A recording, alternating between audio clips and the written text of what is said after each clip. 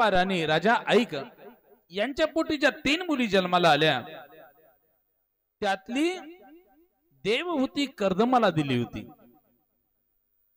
ब्रह्मदेवाच्या सांगण्यावरून कर्दमाला त्या ठिकाणी ती दिली होती। त्यांचा विवाह कसा झाला तर ऐका श्रोत्यांनो। एक वेळेस कर्दम ऋषी तपश्चर्या करायला लागली, कारण ब्रह्मदेवाने सांगितलं होतं तपश्चर्या करा, म्हणजे तपश्चर्या केल्याच्या नंतर ऐका श्रोत्यांनो, तपश्चर्या केल्याच्या नंतर त्या ठिकाणी ब्रह्मचार्य व्रताचं पालन करायचं आणि पूर्वीच्याला विवाह जर करायचा म्हटलं ना, मागची कथा सांगतोय मी, त्यावेळेस विवाह करायचा जर असेल तर त्या ठिकाणी खूप वर्ष अगोदर तपश्चर्या करावी लागत होती। सुंदर अशी ताकद शरीरामध्ये निर्माण झाली पाहिजे आणि नंतरच विवाह करायची अशी प्रथा होती। आणि विवाह कशासाठी आहे तर सत्प्रजा निर्माण करण्यासाठी विवाह नावाचा संस्कार महाराज सांगितलाय। किती संस्कार आहेत? 16 संस्कार आहेत, त्यातला 15वा संस्कार आहे विवाह नावाचा संस्कार। तर पूर्वी अनेक त्या ठिकाणी सुपुत्र अशी त्या ठिकाणी तपश्चर्या करायची आणि पूर्वी नवरदेवाला घोड्यावर बसवत होते, आता पण बसवतात ना? बसवतात की नाही? कशामुळे बसवत असतील बरं? त्याच्या अगोदर एक सांगतो, हे तर लग्नाच्या दिवशी झालं महाराज, त्याच्या आदल्या दिवशी हळद समारंभ असतो पहा, हे मला माहिती आहे चांगलं पहा, कारण मला पण एकदा हळद लागलेली आणि तांदळाचा झटका माझाही झालेला आहे। तर ऐका, हळद का लावत असतील? हळद कशामुळे लावतात महाराज? असं कोणी पडू नाही, पण सहज गाडीवर जाताना एखादा माणूस जर गाडीवरून पडला, रक्त न निघता जो मार लागतो त्याला काय म्हणतात? त्याला काय म्हणतात? मुकामार। मुकामार लागल्याच्या नंतर माणूस लगेच दवाखान्यात जात नाही, तो काय करतो? घरीच उपाय करतो। काय करतो? हळद घेतो आणि लावतो की नाही? मग लग्नाच्या आदल्या दिवशी पूर्ण अंगालाच हळद का लावत असतील? मला असं वाटतं की याच्या जीवनामध्ये अनेक वेळा भरपूर ठिकाणी मुकामार त्याला लागणार आहे। याच्यासाठी विनोदाचा भाग सोडा हा, पण हळद ही आयुर्वर्धक सांगितलेली आहे, आरोग्यवर्धक सांगितलेले आहे। आपण गंधच का लावतो याच्या मागे खूप मोठे शास्त्र आहेत पहा, ज्यांचं वाचन झालेलं आहे ना त्यांना हे लवकर लक्षात येतं पहा, प्रत्येक गोष्टीला रिझन आहे। म्हणून त्या ठिकाणी कर्दमाने दिव्य अशी तपश्चर्या करायला सुरुवात केली। आपल्याकडे टाइम कमी आहे आणि सुंदर तपश्चर्या करत असताना त्यावेळी भगवंत प्रसन्न झाले आणि भगवंत म्हणतात, कर्दमा तू तपश्चर्या केलीस हे मला माहित आहे, आता तुला सुंदर अनुकूल अशी पत्नी भेटेल। ऐका महाराज, जीवनामध्ये प्रत्येक गोष्टीमध्ये कमी जास्तपणा होईल, पण सात्विक पुरुषाला लक्ष द्या, सात्विक पुरुषाला अनुकूल पत्नी अशी भेटावी, त्याचं जीवन सुखमय होतं पहा। आणि सगळ्यात मोठी साथ मरेपर्यंत जर कोण देत असेल तर ती पत्नीच देते। जी पत्नी साथ देत नाही तिला पत्नीच म्हणता येणार नाही। बोलो राधे राधे। एखादा पती जर कार्य करत असेल ना मातांनो, प्रगती करत असताना त्या पतीच्या खांद्याला खांदा देऊन जर त्या ठिकाणी एखादी पत्नी त्याच्या कार्यामध्ये सहभागी होत असेल तर त्या दोघांचंही त्या ठिकाणी जीवन कृत कल्याण झाल्याशिवाय राहणार नाही। कारण का? पतीच्या सर्व गोष्टी म्हणजे पत्नीचा त्या ठिकाणी सहभाग असायला हवे। नाहीतर काही काही पत्नी काय म्हणतात, तुम्ही संपूर्ण कष्ट करायचं, आयतं मला घरी आणून द्यायचं, त्या जीवनात एवढी काही मजा नाही पहा। आपल्या पतीला सहकार्य केलंच पाहिजे। आणि भगवंताने सांगितलं, कर्दमजी सुंदर त्या ठिकाणी तपश्चर्या झाल्याच्या नंतर भगवंताने सांगितलं की आजपासून 2 दिवसाने मनु महाराज त्यांच्या मुलीला घेऊन तुमच्या आश्रमात येतील। तपश्चर्या करत असताना कर्दमजीच्या डोक्यावरले केस खूप वाढलेले आहेत दाढी पण खूप वाढलेली आहे आणि एकदम साधं राहणीमान.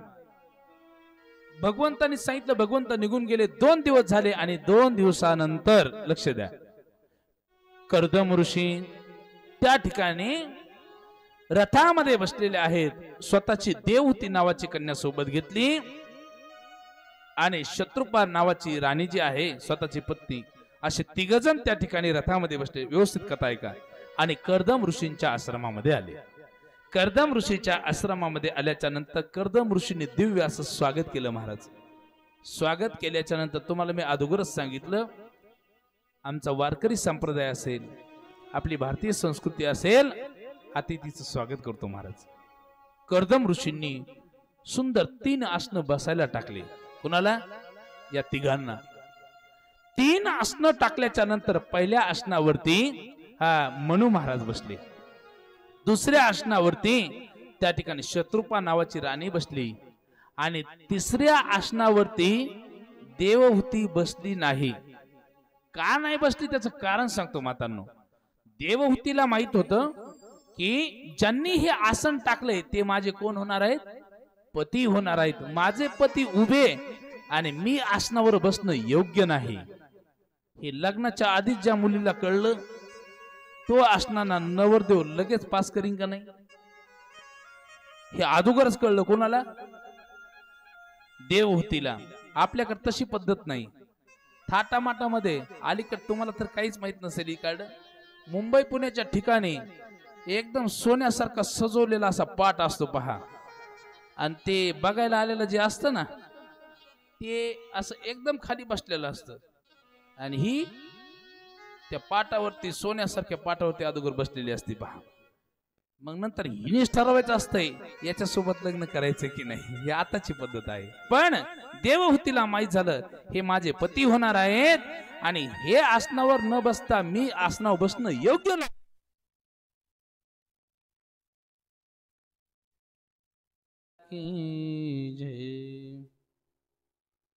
काय चाललं होतं आपलं?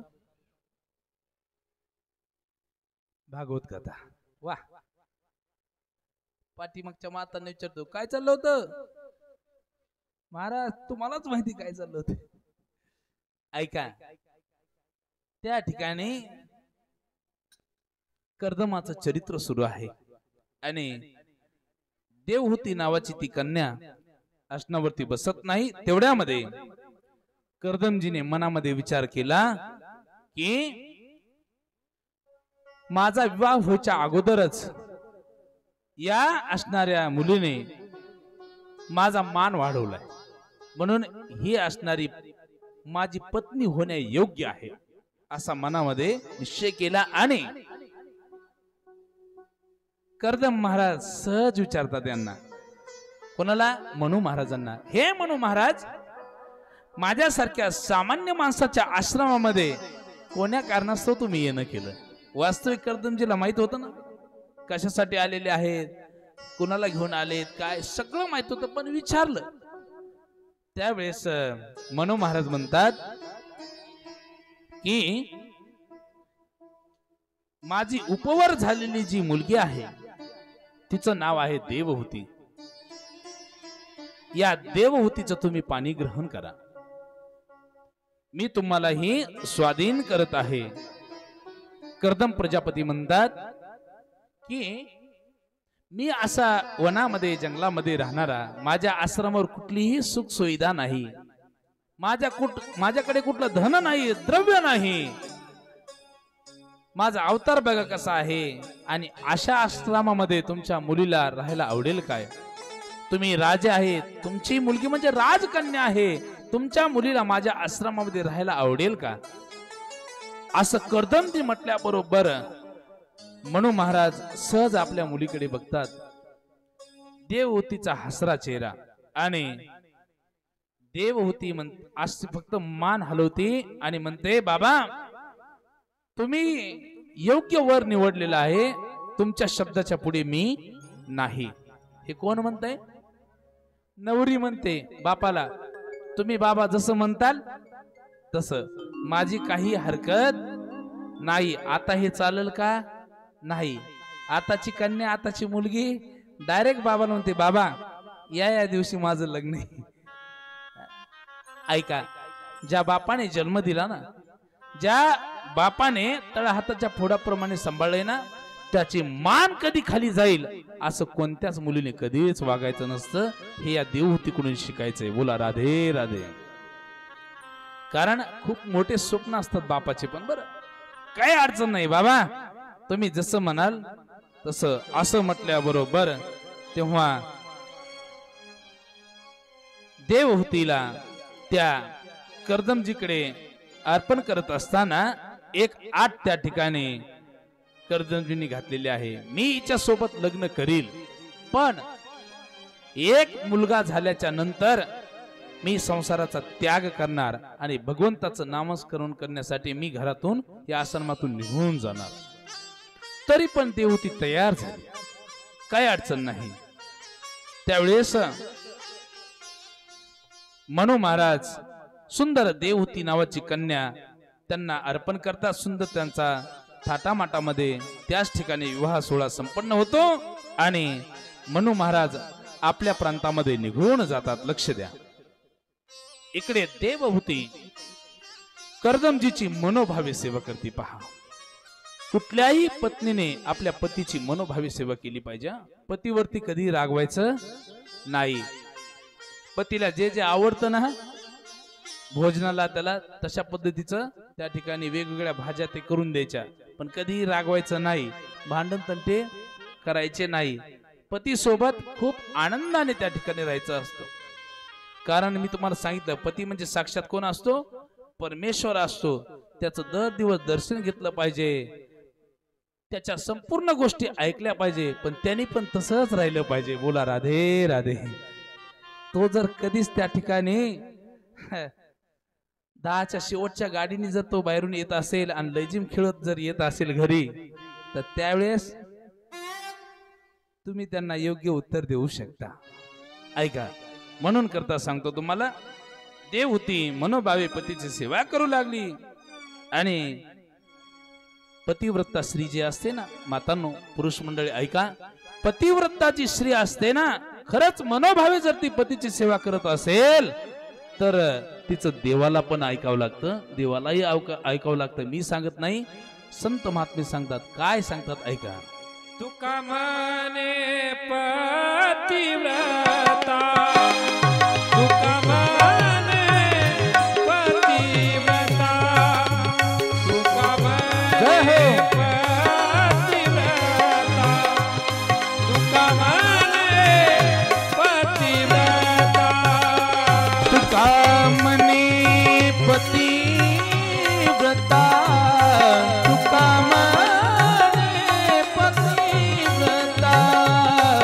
तुका म्हणे पतिव्रता, तुका म्हणे पतिव्रता, तिची देवावरी सत्ता, तिची देवावरी सत्ता, तुका म्हणे पतिव्रता, तुका म्हणे पतिव्रता, तुका म्हणे पतिव्रता, तुका म्हणे पतिव्रता,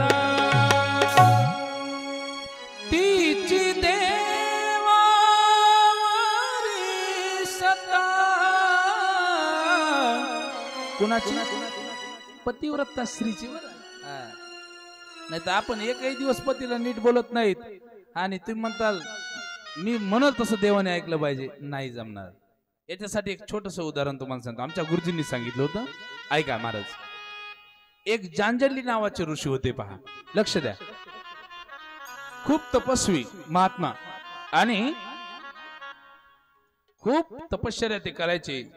एवढ्या जटा त्यांच्या वाढलेल्या होत्या, एवढ्या जटा वाढलेल्या होत्या. त्या जटेमध्ये काही पशु पक्षी राहायचे. कुणाच्या? ऋषीच्या जटेमध्ये बगळे चिमण्या राहायच्या. त्या जटेमध्ये झोपायच्या. आणि दिव्य असे तपश्चर्या असणारे ते जांजली नावाचे ऋषी एक वेळेस यांनी स्नान केलं आणि स्नान केल्याच्या नंतर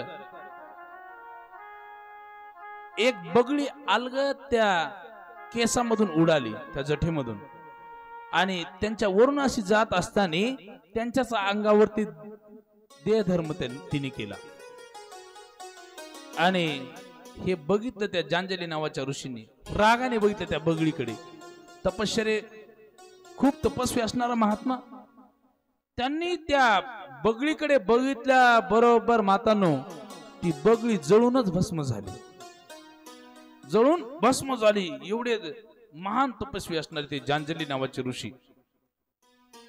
पण किती तपस्वी जरी असले तरी भोजनासाठी भिक्षासाठी त्यांना गावामध्ये जावं लागतं. एक पतिव्रत असणारी श्री तिच्या घरासमोर भिक्षा मागण्यासाठी ते गेले. लक्ष देऊन ऐका मातांनो. आणि तिथे गेल्याच्या नंतर भिक्षा देई माते असं म्हटल्याबरोबर 10 मिनिटं झालं, 15 मिनिटं झालं, 20 मिनिटं झालं, लवकर काय ती पतिव्रता स्त्री बाहेर भिक्षा घेऊन आली नाही. राग आला त्यांना. आणि नंतर राग राग त्या ठिकाणी त्या घराकडेच ते बघत राहिले. तेवढ्यामध्ये ही पतिव्रता श्री काय करत होती माहितीये? आपल्या पतीला भोजनाचं ताट वाढलं होतं आणि सारखं विचारत होती, स्वामी तुम्हाला भाकरी देऊ का, तुम्हाला भाजी देऊ का, तुम्हाला पोळी देऊ का. इकडे अर्धा तास झाला हे जांजली नावाचे ऋषी घराच्या बाहेर आहेत. आता हे तपस्वी महात्मा आलेला आहे, तरी पण पतीची सेवा पूर्ण झाल्याशिवाय, पतीचं भोजन झाल्याशिवाय भिक्षा घेऊन ती बाहेर आली नाही. महान पतिव्रता होती ती. पण हे जसे महान तपस्वी होते ना, तसं तिसरी पण महान पतिव्रता होती. राग राग तिच्याकडे बघायला आले. जसं बगळीकडे बघितलं होतं ना, ते जांजली ऋषी रागाने त्या ठिकाणी बघू लागले. आता ऐका, व्यवस्थित ऐका. ती पतिव्रता स्त्री म्हणते, महाराज एवढं रागाने माझ्याकडे बघायला लागलात, किती जरी रागाने बघितलं तरी जळून भस्म व्हायला ती काय बगळी नाही म्हणे. या ऋषीने तर हातच लावला डोक्याला. बगळी जळायला तुला कसं कळलं म्हणे. ती म्हणते, मी पण एक पतिव्रता श्री. ती बगळी तुमच्या क्रोध दृष्टीने तुम्ही बघितल्यानंतर ती मरण पावलेली हे मला माझ्या घरात समजलं. का समजलं? तर कारण मी माझ्या पतीची मनोभावे सेवा करते, म्हणून तुका म्हणे पतिव्रता तिची देवावरी सत्ता. म्हणून आपल्या पतीची दिव्य अशी सेवा त्या ठिकाणी देव होती मनोभावे करू लागली. आणि एक दिवशीचा प्रसंग, अनेक वर्ष त्या ठिकाणी सेवा केल्याच्या नंतर एके दिवशी त्या ठिकाणी सहज कर्दम ऋषी म्हणतात, अगं खूप वर्ष झालं तू माझी मनोभावे सेवा करतेस आणि आतापर्यंत या सेवेच्या मोबदल्यामध्ये तू मला काहीच मागितलं नाहीस. दर दिवस मी भगवंताची सेवा करतो, भगवंताचं भजन पूजन करतो, मनोभावे तू सेवा केलीस. पण खूप वर्ष झालं, आतापर्यंत तू माझी खूप सेवा केली, काहीच मागितलं नाहीस, काहीतरी माग. तेव्हा ती काय म्हणते ऐका, पतिव्रता स्त्रीचे लक्षण आहे. ती म्हणते, स्वामी तुमच्यासारखे पती माझ्या जीवनामध्ये मला प्राप्त झाले, हे माझं मी परमभाग्य समजते.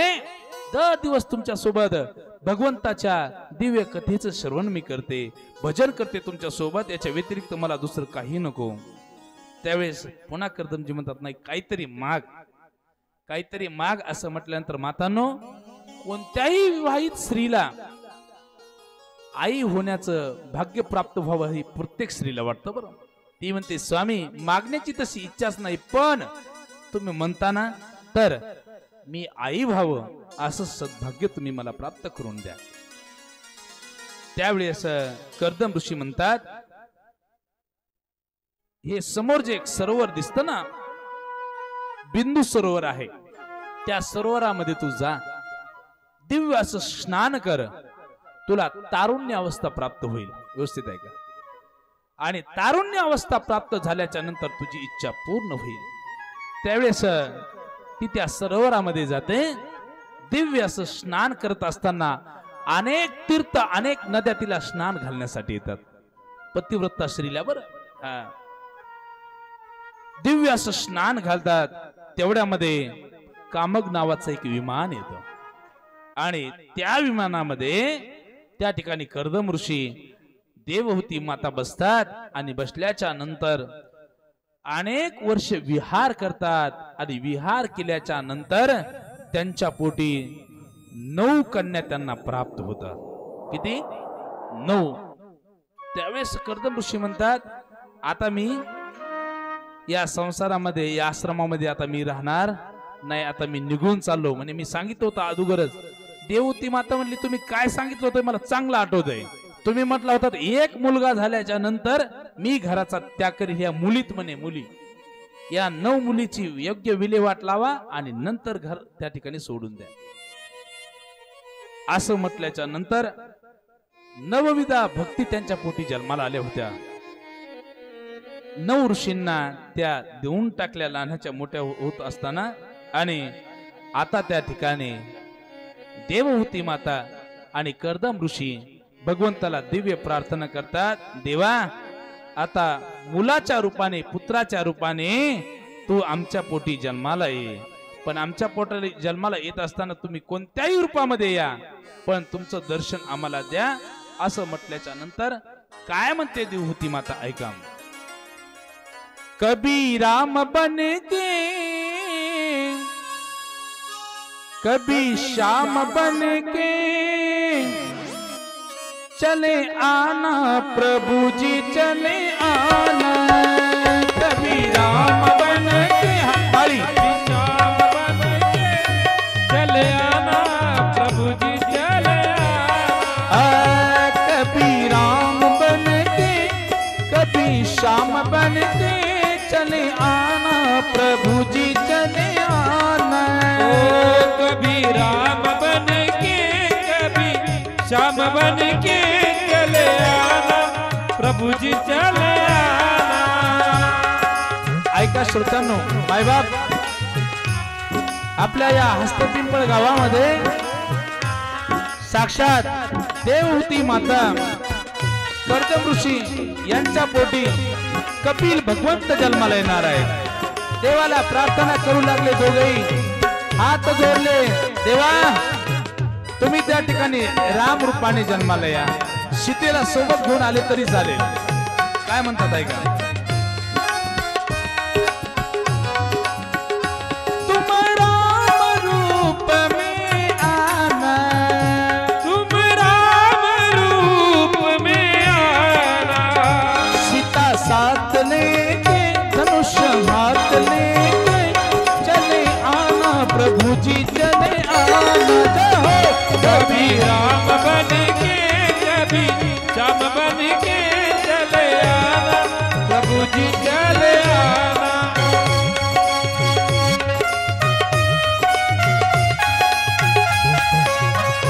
देवहूती माता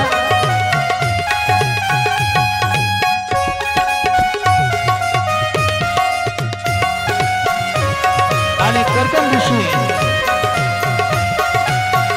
देवाला विनंती करू लागले, देवा तुम्ही आमच्या पोटी जन्माला या. राम रूपाने जर नाही आलात तर तुम्ही श्याम रूपाने जन्माला या आणि राधा राणीला घेऊन आला तरी चालेल, पण तुम्ही आमच्या पोटी जन्माला या. तुमचं दर्शन आम्हाला द्या. काय म्हणते ऐका. तुम श्याम रूप में आना, तुम श्याम रूप में आना. राधा साथ लेके मुरली हाथ लेके चले आना प्रभु जी चले आना. कभी राम बन के कभी श्याम बन के चले आना प्रभु जी चले आना.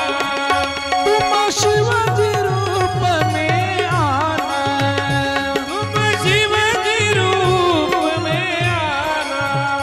गौरा साथ लेके डमरू हाथ लेके चले आना प्रभु जी चले आना. हरि बोल. कभी राम बन के कभी श्याम बन के चले आना प्रभु जी चले आना. पुढे जाऊन काय म्हणते देवहूती म्हणते, देवा ऐका नाही एवढ्या रूपाने जमलं तर शेवटी सांगते तुम्ही काय करा, गणपती रूपाने जन्माला या आमच्या पोटी. रिद्धिला आणि सिद्धीला सोबत घेऊन या.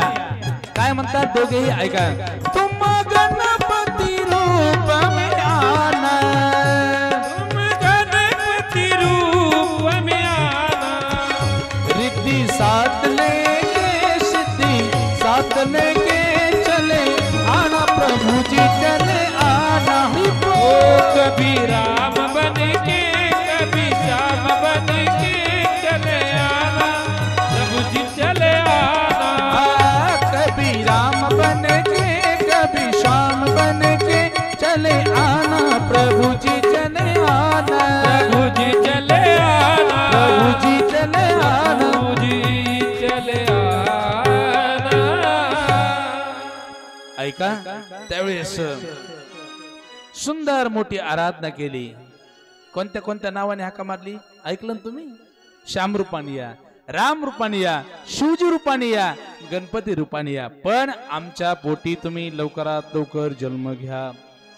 खूप मोठी आराधना केल्याच्या नंतर आणि दिव्य अशी प्रार्थना केल्याच्या नंतर साक्षात भगवंत त्या ठिकाणी कर्दम ऋषी आणि देवहूती यांच्या पोटी जन्माला येतात. तो भगवंताचा कपिल अवतार आहे. बोलिये कपिल भगवान की जय. कर्दम प्रजापती आणि देवहूतीच्या पोटी साक्षात भगवंताने कपिल रूपाने अवतार घेतला. आणि कपिल रूपाने अवतार घेतल्याच्या नंतर आता कर्दम ऋषी स्वतःच्या मुलाचं दर्शन घेतात. कारण त्यांना माहिती आहे भगवंतच आपल्या पोटी जन्माला आलेला आहे. दिव्य त्यांना प्रदक्षिणा घालतात आणि कपिल भगवंताचं दर्शन घेऊन कर्दमजी वनामध्ये तपश्चर्या करण्यासाठी निघून जातात. आता ऐका. जी देवहूती माता आहे ती आणि कपिल भगवंत यांच्यामध्ये संवाद सुरू होतोय. गंगेच्या किनारी परीक्षिती राजाला शुकदेवजी सांगतात, राजन ऐक, या जगामध्ये आपल्या आईला दिव्य उपदेश केलाय. आईने मुलाला उपदेश करायचा असतो का मुलाने आईला? हो आई. कोणी केला पाहिजे? आईनीच ना. पण ती देवहूती माता म्हणते, बाळा जरी तू माझा पुत्र असला तरी तू साक्षात परमेश्वर आहेस. आम्ही तुझी भक्ती केली, तू आमच्या पोटी जन्म घेतलास, पण तू साक्षात आदि नारायण असल्यामुळे या ठिकाणी तू मला उपदेश कर. किती सुंदर उपदेश केला ऐका. जे कपिल शास्त्र आहे ना, सांख्य शास्त्र जे आहे ना, ते आमच्या कपिल भगवंताने कोणाला सांगितलंय? आपल्या आईला, देवहूती मातेला सुंदर त्या ठिकाणी उपदेश करतात. कपिल भगवंत म्हणतात, आई तुला त्या ठिकाणी माझ्याशी समरूप व्हायचं असेल तर सर्वप्रथम हे मन मला तू समर्पित केलं पाहिजे. काय? मन समर्पित केलं पाहिजे. आमचे गुरुजी सांगायचे की भगवान कृष्ण कन्यावरती प्रेम करणाऱ्या जेवढ्या गोपिकात ना, त्याच्यामध्ये अग्रगण्य नाव जे आहे ते राधाराणीच काय येतं? सर्वस्व तिने अर्पण केलेले. सर्वप्रथम हे मनच भगवंताला तिने अर्पण करून टाकलेले. म्हणून राधाराणी कृष्ण कन्याची बायको नाही बरं का, दृढ असणारी ती भक्ती आहे. भक्ती तिच्यासारखी श्रेष्ठ भक्ती जगामध्ये कोणीच केली नाही. म्हणून राधाराणीचं नाव सर्व गोपिकाच्या अगोदर येतं. तसं आई तुला या मनाला अगोदर आवरावं लागेल आणि माझ्यामध्ये लीन व्हावं लागेल. आई या मनाला आवरत असताना त्या ठिकाणी चराचरामध्ये माझा वास आहे आणि कणाकणामध्ये माझं स्थान आहे. ही वृत्ती तू लक्षात घे. ऐक ऐक रे मना तुझ्या स्वहिताच्या खुणा, पंढरीचा राणा मना माझी स्मरावा. हे मना त्या ठिकाणी हे मला त्या ठिकाणी अर्पण करावं लागतं. या मनाला अगोदर आई आवरायचं. आणि भगवंत प्राप्तीसाठी सर्वात महत्वाचं काय आहे? मन आहे, मन. एक नंबरचे कीर्तनकार आपले सूर्यवंशी महाराज यांनी मनाविषयी इथे कीर्तन ऐकलं पहा. खूप सुंदर चिंतन सांगितलं होतं. ऐका, मन किती महत्वाचं आहे. लग्नामध्ये एखाद्या वेळेस तो घोडा लावला नाही लावला तरी बी काही अडचण येत नाही. बरोबर महाराज? भोजनासाठी एवढेच पदार्थ असतील तेवढेच पदार्थ असतील. एखादा पदार्थ कमी जरी असला तरी चालेल की नाही? ओ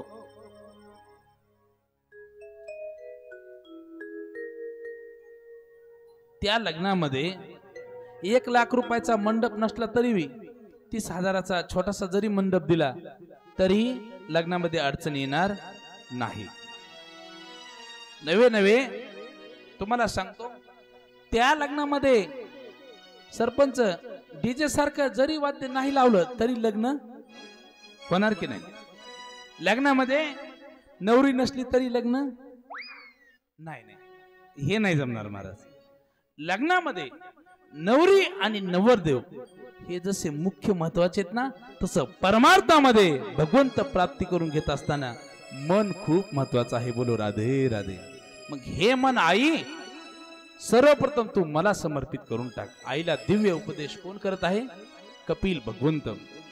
आणि उपदेश करत असताना सांगितलं, आई दुम्र मार्ग सांगितला, अर्चिरा मार्ग त्या ठिकाणी सांगितला. आणि ईश्वराची श्रेष्ठ अशी मनोमय पूजा सर्वप्रथम आपण केली पाहिजे. रात्रीच्याला झोपत असताना कपिल भगवंत सांगतात आईला, रात्री झोपत असताना त्या भगवंताला कोटी कोटी धन्यवाद दिले पाहिजे. हे देवा, सकाळपासून ते आतापर्यंत खूप सुंदर तू जीवन दिलंस. आनंदाची झोप आता मला येईल आणि उद्याचा दिवसही आनंदाचा उजळणार आहे. म्हणून त्या देवाला कोटी कोटी धन्यवाद तुम्ही दिला पाहिजे. हा उपदेश कपिल भगवंत हा देवहूती मातेला त्या ठिकाणी करतात. आणि आई या ठिकाणी त्या भगवंताचं नामस्मरण करत करत हा देह त्याला समर्पित करावं लागतं. असा दिव्य उपदेश केला आणि आईचं दर्शन घेतलं. आणि कपिल भगवंत भगवंताचं नामस्मरण करत करत करत करत त्या ठिकाणी गंगासागर या ठिकाणी निघून जातात. बोलो राधे राधे. आता ऐका, तुम्ही ज्यावेळेस 4 धाम करता ना, 4 धाम करत असताना तुम्हाला गंगासागरला पण जावं लागतं पहा. रामेश्वर आणि जगन्नाथपुरी करत असताना तुम्ही गंगासागरला जावं लागतं. ती गंगासागरला गेल्याशिवाय, कपिल भगवंताचं दर्शन घेतल्याशिवाय 4 धाम आपले पूर्ण होत नाहीत. म्हणून त्या गंगासागर या ठिकाणी कपिल भगवंत गेले. दिव्य त्यांचं भव्य मंदिर त्या ठिकाणी आहे. कधी जर गेला तर दिव्य त्या ठिकाणी तुम्ही दर्शन घ्या. नंतर सुंदर परीक्षिती राजाला शुकदेवजी सुंदर कथा सांगतात. या ठिकाणी तृतीय स्कंद आता समाप्त केलाय. आता चतुर्थ स्कंदामध्ये आपली कथा प्रवेश करते. चतुर्थ स्कंदामध्ये प्रवेश करत असताना अजून एक महत्वाची गोष्ट लक्षात असू द्या. 4 ठिकाणी हा संवाद सुरू आहे. तुमच्या लक्षात कोणाच्या असेल नसेल, कोणाच्या लक्षात असेल तर सांगा, कारण ही कथा कोण कोणाला सांगते. आता मैत्रेय ऋषींच्या आश्रमामध्ये हरिद्वाराच्या ठिकाणी विदुरजीने वेगवेगळे प्रश्न विचारलेत. मैत्रेय ऋषी विदुरजींना ही कथा सांगतात. 1 नंबरची जोडी.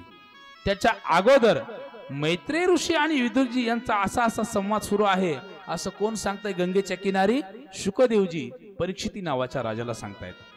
तीच कथा इकडे नेमिष नावाच्या अरण्यामध्ये सूत महाराज 88,000 ऋषीवर्यांना सांगतायत. आणि तीच कथा आपल्या गावामध्ये मी तुम्हाला सांगत आहे. बोलो राधे राधे. जाग राहायचं, काहीच विसरू द्यायचं नाही. अशाला अशीच कथा तुम्ही दुसऱ्यांना सांगितली पाहिजे. कोणतीच कथा विसरून द्यायची नाही. कुठल्याही संवादामध्ये कथेमध्ये कथा आल्याच्या नंतर पूर्व कथेला विसरायचं नाही. आता ऐका, 3 स्कंद संपले. आता किती राहिले? 9 स्कंद राहिले. 12 स्कंद आपल्याला ऐकायचे, त्याशिवाय कथा संपू द्यायची नाही. मग ह्याला 1 महिनाभर लागला तरी काही हरकत नाही. ऐका, चतुर्थ स्कंदामध्ये 4 पुरुषार्थ सांगितले. धर्म, अर्थ, काम आणि मोक्ष. हे फक्त पाठ करायचे नाही. हे नेमकं धर्माचं कार्य काय आहे, अर्थ पुरुषार्थ कशाला म्हणतात, हा तर हे चारही पुरुषार्थ आपल्याला समजून घ्यायचे आहे. 7 अध्यायामध्ये धर्म सांगितलाय, 5 अध्यायामध्ये अर्थ सांगितला, 11 अध्यायामध्ये त्या ठिकाणी काम सांगितलं आणि 8 अध्यायामध्ये मोक्ष सांगितलाय. ऐका, मनो महाराजांच्या ज्या 3 मुली होत्या, किती? 3 मुली, त्याच्यातल्या एका कन्येचं चरित्र आपण ऐकलंय. कोणाचं? देवहूतीचं. आता राहिलेल्या ज्या 2 आहेत त्याचं थोडं, या 2 कन्येचं थोडक्यात आपण चरित्र बघूया. त्याच्यामध्ये दुसरी जी मुलगी आहे, आकुती नावाची मुलगी, तिचा विवाह रुची प्रजापती सोबत झाला आणि त्यांच्या पोटी साक्षात यज्ञ भगवंत त्या ठिकाणी जन्माला आले. बोलिये यज्ञ भगवान की जय. आणि त्या यज्ञ भगवंताचा विवाह दक्षिणा नावाच्या कन्यासोबत झाला. पण आजही कुठल्याही गावामध्ये एखादा यज्ञ आपण करत असताना दक्षिणा टाकल्याशिवाय तो यज्ञ पूर्ण होत नाही. मग भागवत ज्ञान यज्ञ 16 असला तरी तो यज्ञ दक्षिणाशिवाय पूर्ण होतोय का?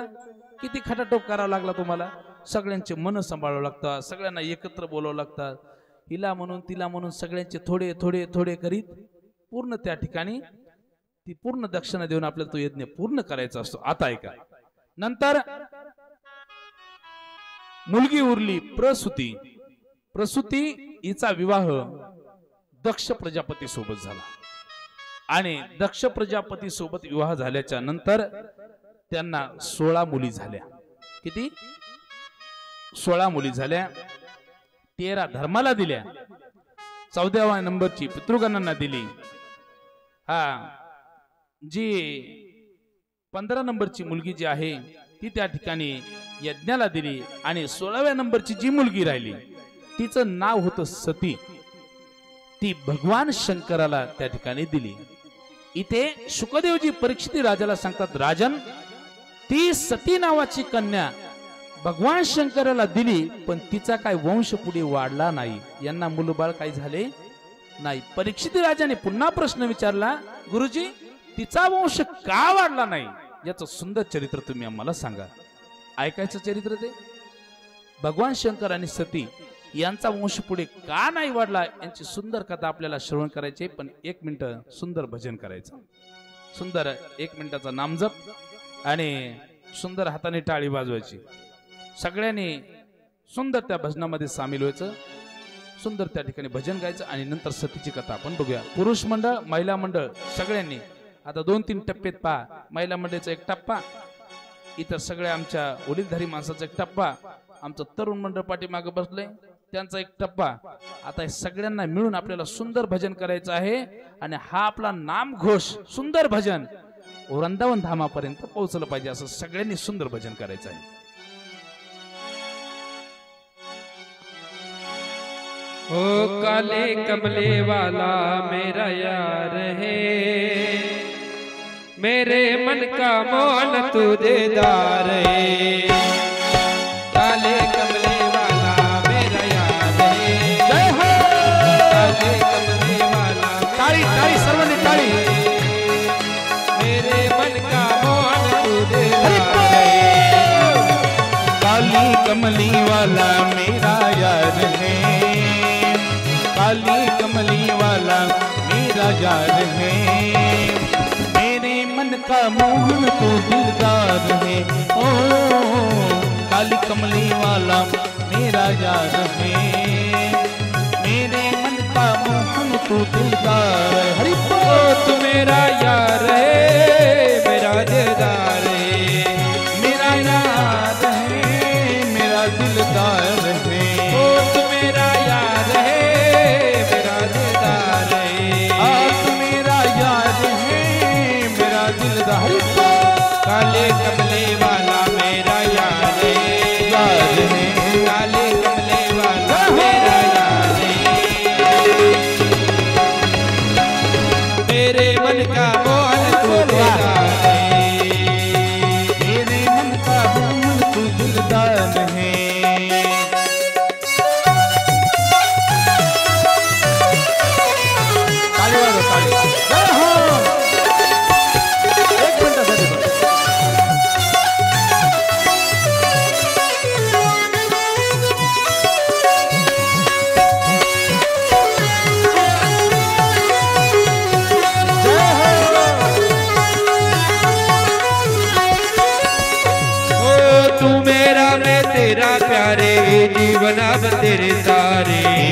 जीवन अब तेरे सवारे, जीवन अब तेरे सवारे। तू मेरा मैं तेरा प्यारे, जीवन अब तेरे सहारे, जीवन अब तेरे सवारे, जीवन अब तेरे सवारे। तेरे हाथों इस जीवन पतवारे, तेरे हाथों इस जीवन पतवारे।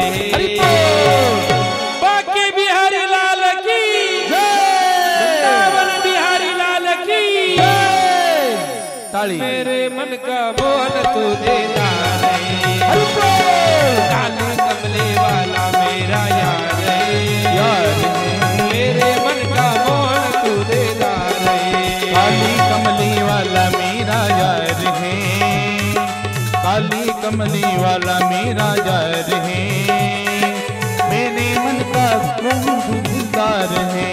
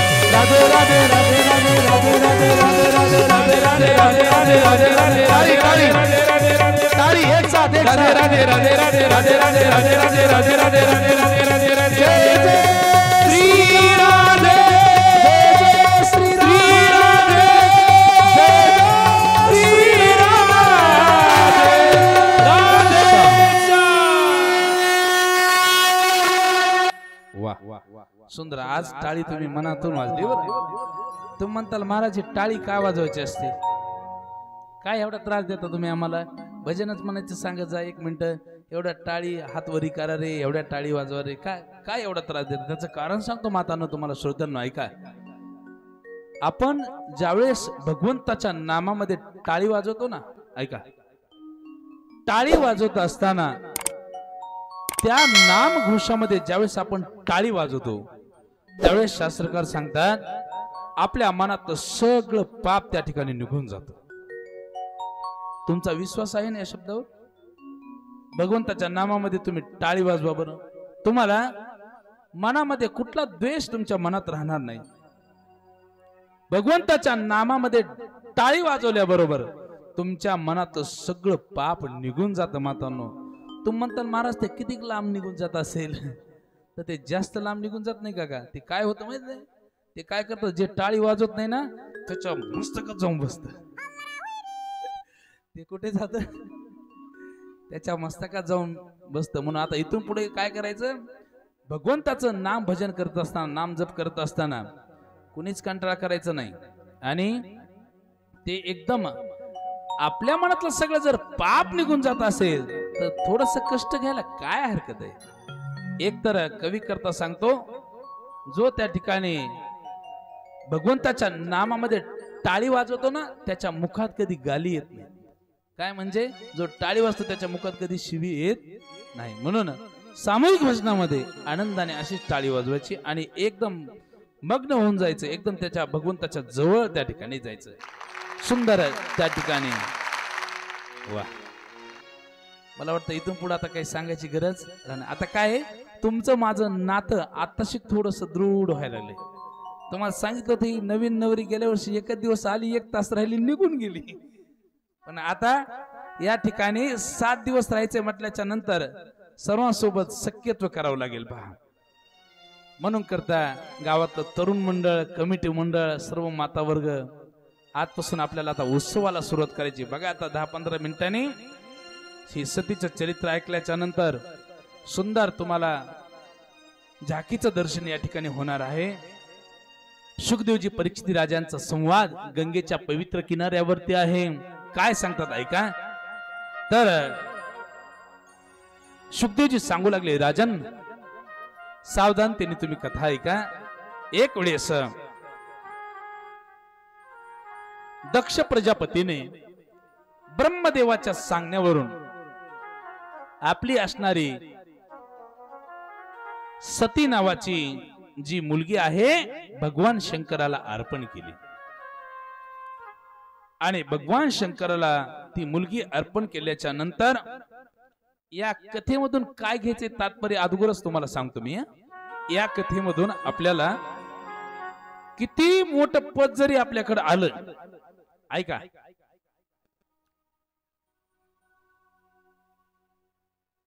किती मोठं पद आलं, किती मोठा त्या ठिकाणी सन्मान जरी भेटला तरी त्या पदाचा जास्तीचा अभिमान बाळगायचा नाही. अभिमान नष्ट करून द्यावा लागतो, सोडून द्यावा लागतो. याच्यासाठी ही कथा ऐकायची. तर ऐका, भगवान शंकराला ही सती नावाची मुलगी दिल्याच्या नंतर दक्ष जो आहे याला एक वेळेस ब्रह्मदेवाने प्रजापती नावाचं सुंदर मोठं पद दिलं. लक्ष द्या. पद दिल्याच्या नंतर अलीकडे आपल्या जिल्ह्यामध्ये एखाद्याला जिल्हा प्रमुख पद भेटलं किंवा एखादा कशाचा अध्यक्ष झाल्याच्या नंतर स्वागत समारंभ ठेवतात. तसं दक्ष प्रजापतीने काय केलं, प्रजापती नावाचं पद भेटल्याच्या नंतर त्याने त्याच्या नगरीमध्ये खूप मोठा स्वागत समारंभ ठेवला. स्वागत समारंभ ठेवला आणि सगळेजण त्या ठिकाणी बोलून घेतले, सगळ्यांना निमंत्रित केलं. सगळेजण त्या मोठ्या मंडप मध्ये आले आणि आल्याच्या नंतर सगळेजण येऊन बसले. सगळे आल्याच्या नंतर दक्ष प्रजापतीची एंट्री त्या ठिकाणी झाली, आगमन झालं. मोठ्या स्टेजवरती तो गेल्याच्या नंतर प्रजापती आले.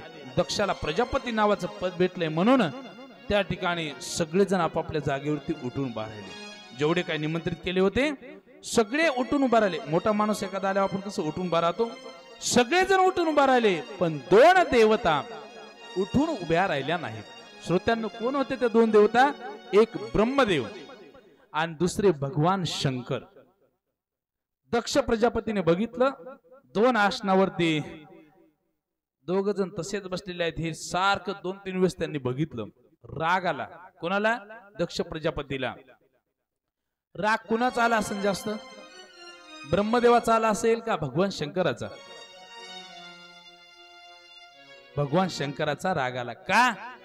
सोन्यासारखी मुलगी माझी मी याला दिली, हा माझा जावाई, ब्रह्मदेव माझ्या वडिलाप्रमाणे आहे, पित्या समान आहे, तो नाही उठला चालेल, पण हा माझा जावाई आहे, माझा मान सन्मान यांनी ठेवला नाही. म्हणून भर तशा सभेमध्ये त्या ठिकाणी दक्ष प्रजापती स्वागत व्हायच्या अगोदरच काय बोलतात, सभेतल्या सर्व लोकांनो मी काय म्हणत आहे तुम्ही ऐका. या ठिकाणी समोरच्या आसनावर जो भगवान शंकर बसलेला आहे ना, हा स्वतःला कैलासाचा राजा म्हणतो म्हणे, अंगाला भस्मच काय लावतो, गळ्यामध्ये त्या ठिकाणी सापच काय टाकतो, हातामध्ये त्रिशूळच काय घेतो. नाही त्या शब्दामध्ये भगवान शंकराला दक्ष प्रजापती बोलू लागले. कशामुळे बोलत होते, उठून उभा राहिले नाही म्हणून. आणि माझी सोन्यासारखी असणारी मुलगी मी याला दिली, असभ्य असणारा हा माणूस वेगवेगळ्या प्रकारची निंदा त्या ठिकाणी तो दक्ष प्रजापती करू लागला. खूप मोठी निंदा केली, पण भगवान शंकर एकही शब्द बोलत नाहीत. भगवान शंकर खाली बघतात आणि खाली त्या ठिकाणी मान घालून सुंदर भजन करत होते. कोण? भगवान शंकर. काय भजन करत होते? श्रीराम जय राम जय जय राम, जय राम जय जय राम, श्रीराम जय राम जय जय राम, श्रीराम जय राम जय जय राम. भजन करी महादेव, भजन करी महादेव, श्रीराम जय राम भजन करी महादेव, श्रीराम जय राम भजन करी महादेव. राम पूजी सदा शिव, राम पूजी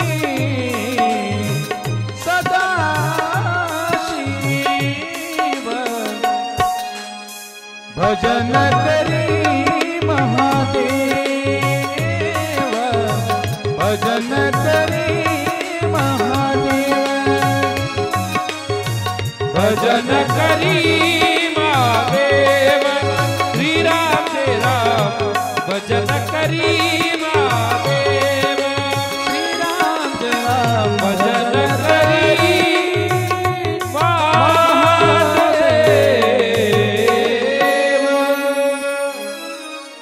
भगवान शंकर प्रभू रामचंद्राचं भजन करत होते.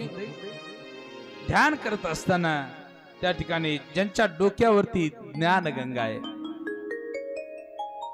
आपली निंदा कुणी करू द्या, आपण त्याच्याकडे लक्ष न दिलं पाहिजे बरं का. काय? आपण त्याच्याकडे लक्ष द्यायचं नसतं. पहा काय असतं, काही लोक जर चांगलं कार्य करायला लागले ना, तर लोक काय करतात, त्यांना हसत असतात. पहा, त्यांची टिंगल उडवणार.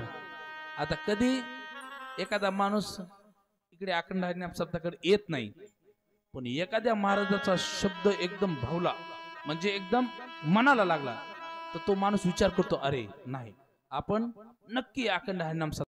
वासुदेवाय ओम नमो भगवते वासुदेवाय. सुंदर कथेमध्ये सुखदेवजी परीक्षित राजाला सांगू लागले, राजन ऐक, सर्वांना दक्ष प्रजापतीने निमंत्रण पत्रिका पाठवल्या आणि कैलास पर्वताच्या जवळून अनेक विमान चालले, जोडी जोडीने चालले. पहा, आता मोठ्या कार्यक्रमाला जायचं म्हटल्याच्या नंतर, एखाद्या विवाहाला जायचं जर म्हटलं ना, मॅचिंगने जातात. पहा, ठरलेलं असतं, या कलरची साडी, मी या कलरचा ड्रेस घालतो, असं अनेक जण त्या ठिकाणी मॅचिंगने निघाले. कुठं जायचंय? दक्ष प्रजापतीच्या नगरीला. सुंदर त्याने महान यज्ञाचं नियोजन केलेलं आहे. त्या कैलास पर्वताच्या जवळून विमान जात असताना लक्ष्मीला बघितलं. कोणी? असणाऱ्या सतीने. आणि लक्ष्मीला बघितल्याच्या नंतर लक्ष्मीने सांगितलं, अगं एवढं नटून कटून त्या ठिकाणी मोठ्या थाटामाटात तुम्ही कुठं चाललात?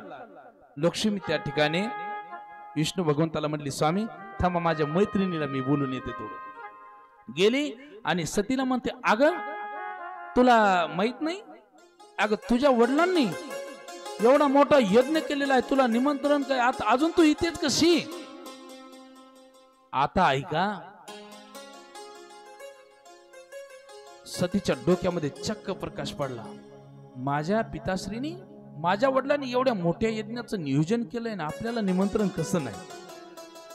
तरी पण सती काय म्हणते लक्ष्मीला, हा तुम्ही पुढे जा, आम्ही येणारच आहोत, आम्ही तीच तयारी करतोय.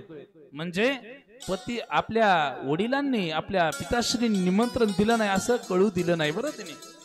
लक्ष्मी निघून गेली आणि इकडे भगवान शंकराच्या जवळ सती येते, हात जोडते आणि म्हणते स्वामी.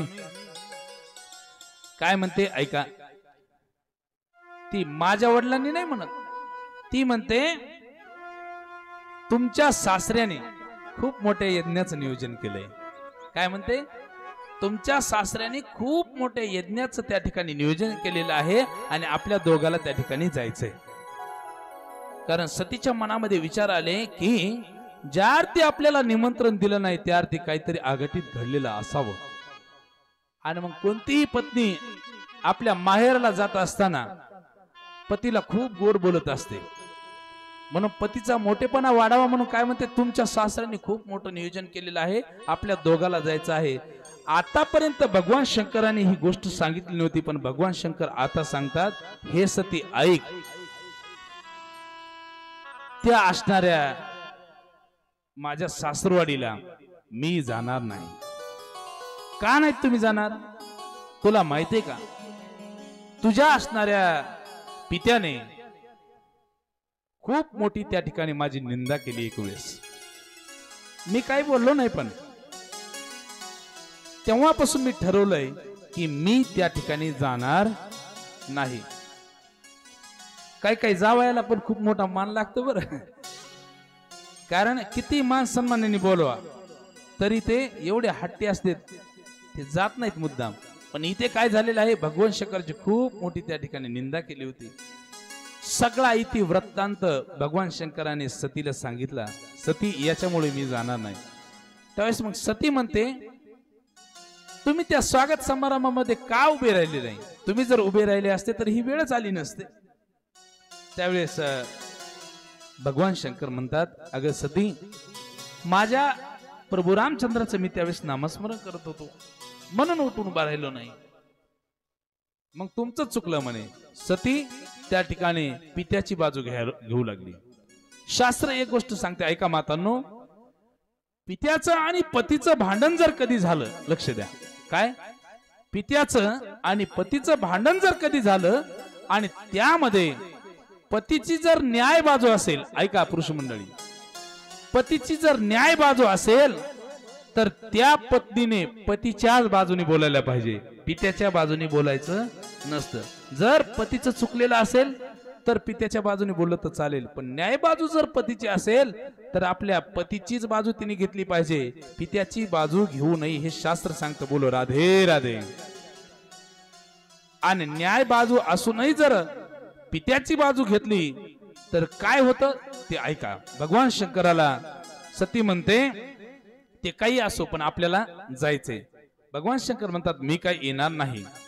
त्यावेळेस सतीला वाईट वाटू लागलं.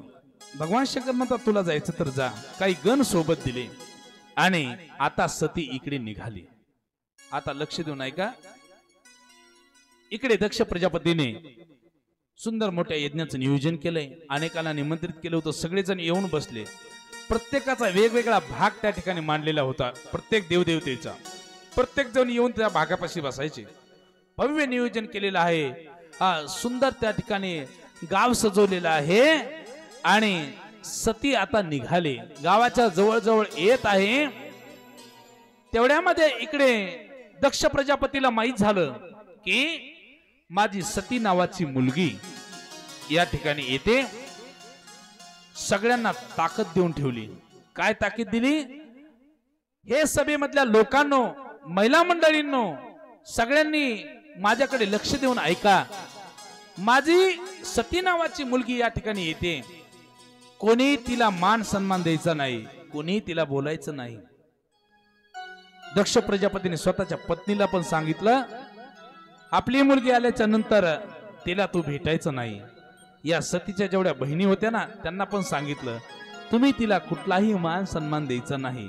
आणि इकडे सतीला असं वाटलं, खूप दिवसांनी मी माहेराला चाललेले आहे, या माहेराला गेल्याच्या नंतर माझ्या बहिणी मला भेटतील, माझी आई भेटेल, नव्हे सख्या मैत्रिणी भेटतील, त्या यज्ञाच्या अनुषंगाने गावात सगळ्या लेकी आलेल्या असतील, माझ्या सगळ्या लहानपणीच्या मैत्रिणी भेटतील, मला सगळ्या प्रेम देतील, अशा मनामध्ये इच्छा निर्माण झाल्या. आणि त्या यज्ञ मंडपाच्या जवळजवळ सती आली. तिथे आल्याच्या नंतर तिला असं वाटलं, सतीला अगोदर आपल्या पित्याचं दर्शन घ्यावं. काय वाटलं? अगोदर आपल्या पिताश्रींचं दर्शन घ्यावं. म्हणून यज्ञाच्या ठिकाणी आपल्या वडिलांच्या समोर ती जाते, दर्शन घेणार. तेवढ्यामध्ये दक्ष प्रजापतीने तिच्याकडे पाठ फिरवली. मातांनो, तिच्याकडे पाठ फिरवल्याच्या नंतर खूप वाईट वाटलं तिला. ती म्हणते, एवढ्या दिवसांनी मी माझ्या माहेराला आले आणि माझे पिताश्री, माझा बाप त्या ठिकाणी मला एक शब्दही बोलत नाही, माझ्याकडे पाठ फिरवलेली आहे. म्हणून तिला वाईट वाटू लागलं. तिच्या स्वतःच्या बहिणीकडे बघू लागली. एकही बहीण जवळ येत नाही. मातांनो, गावातल्या सगळ्या महिला खूप ही नटून खटून आली होती, पण या दक्ष प्रजापतीने सांगितल्यामुळे कोणीच तिच्या जवळ येत नाहीत. धाय मोकलून रडू लागली. एक लेक माहेराला आल्याच्या नंतर, मातांनो, गावकरी मंडळी, पुरुष मंडळ, ऐका, कुठली लेक गावामध्ये माहेराला आल्याच्या नंतर तिला घरी जाईपर्यंत 2 तास लागतात, माहितीये? ज्यावेळेस ती स्टँड वरती उतरते ना, तेव्हापासूनच तिला चहा पाणी सुरू होतं. पहा, घरी जायला 1-2 तास लागतात. आणि घरी गेल्यानंतर पहिलं त्या ठिकाणी आपल्या वडिलांना भेटत असते, पण इथं संपूर्ण उलट होतंय. कोणीच एक शब्दही बोलत नाही. धाय मोकलून ती रडू लागली. ती म्हटली, देवा, मी काय पाप केलं असेल? या माहेरामध्ये माझा बाप त्या ठिकाणी मला बोलत नाही, माझ्या बहिणी माझ्याकडे येत नाहीत. म्हणून ती धाय मोकलून रडू लागली. पण मातांनो, आई ही आईच असते. बरं, सांगितलं मी तुम्हाला, आई ही आईच असते. हे चित्र पूर्ण त्या सतीच्या आईने बघितलं. तिच्या लक्षात आलं, माझ्या लेकीला कुणीच मान सन्मान देत नाही. मोठी ताकीद दिली होती, पण कुठल्याही शब्दांना न जुमानता त्या ठिकाणी सतीची आई पळत पळत जाते त्या यज्ञ मंडपामध्ये आणि अलगद सतीच्या जवळ जाऊन तिला आपल्या हृदयाला लावते. आणि काय म्हणते सतीची आई, ऐका मातो, ती म्हणते, अगं ताई, काय झालं तुला रडायला? अगं, या माहेरामध्ये तुझी आई अजून जिवंत आहे. काय म्हणते? तुझी आई अजून जिवंत आहे. काही वाईट वाटून घेऊ नको. बाप नाही बोलला ना, रडू नकोस. तुझ्या बहिणी नाही बोलल्या, रडू नकोस. कुणीच नाही बोललं, रडू नको. पण तुझी आई अजून जिवंत आहे. चल ताई, माझ्यासोबत माझ्या जवळ बस. असं म्हटल्यानंतर सतीला पुन्हा जास्तीचे अश्रू आले. आई, बरं झालं तू तरी मला मान सन्मान दिलास, नाही तर मला एक क्षणही त्या ठिकाणी जीवन जगायची इच्छा राहिलीच नव्हती. कारण काय एवढा माझा मोठा अपमान या माहेरामध्ये. म्हणून ऐका मातांनो, आई वडील जोपर्यंत माहेरामध्ये जिवंत आहेत ना, तोपर्यंत कुठलीही लेक काय करते, कुठलाही सण जवळ आल्याच्या नंतर, दिवाळी असो, पंचमीचा सण असो, अगोदरच 5-10 दिवसात त्या ठिकाणी बॅग भरून त्या ठिकाणी त्या माहेराला जातील, आनंदाने राहते. पहा, कारण आई वडील जोपर्यंत माहेरामध्ये आहेत तोपर्यंत तिचा खूप मोठा हक्क असतो त्या माहेरामध्ये राहायचा. पण एकदा आई आणि वडील निघून गेले ना, नंतर ती 5 दिवस नाही, फक्त सणाचे 1 दिवस राहिले आणि लगेच निघून येईल.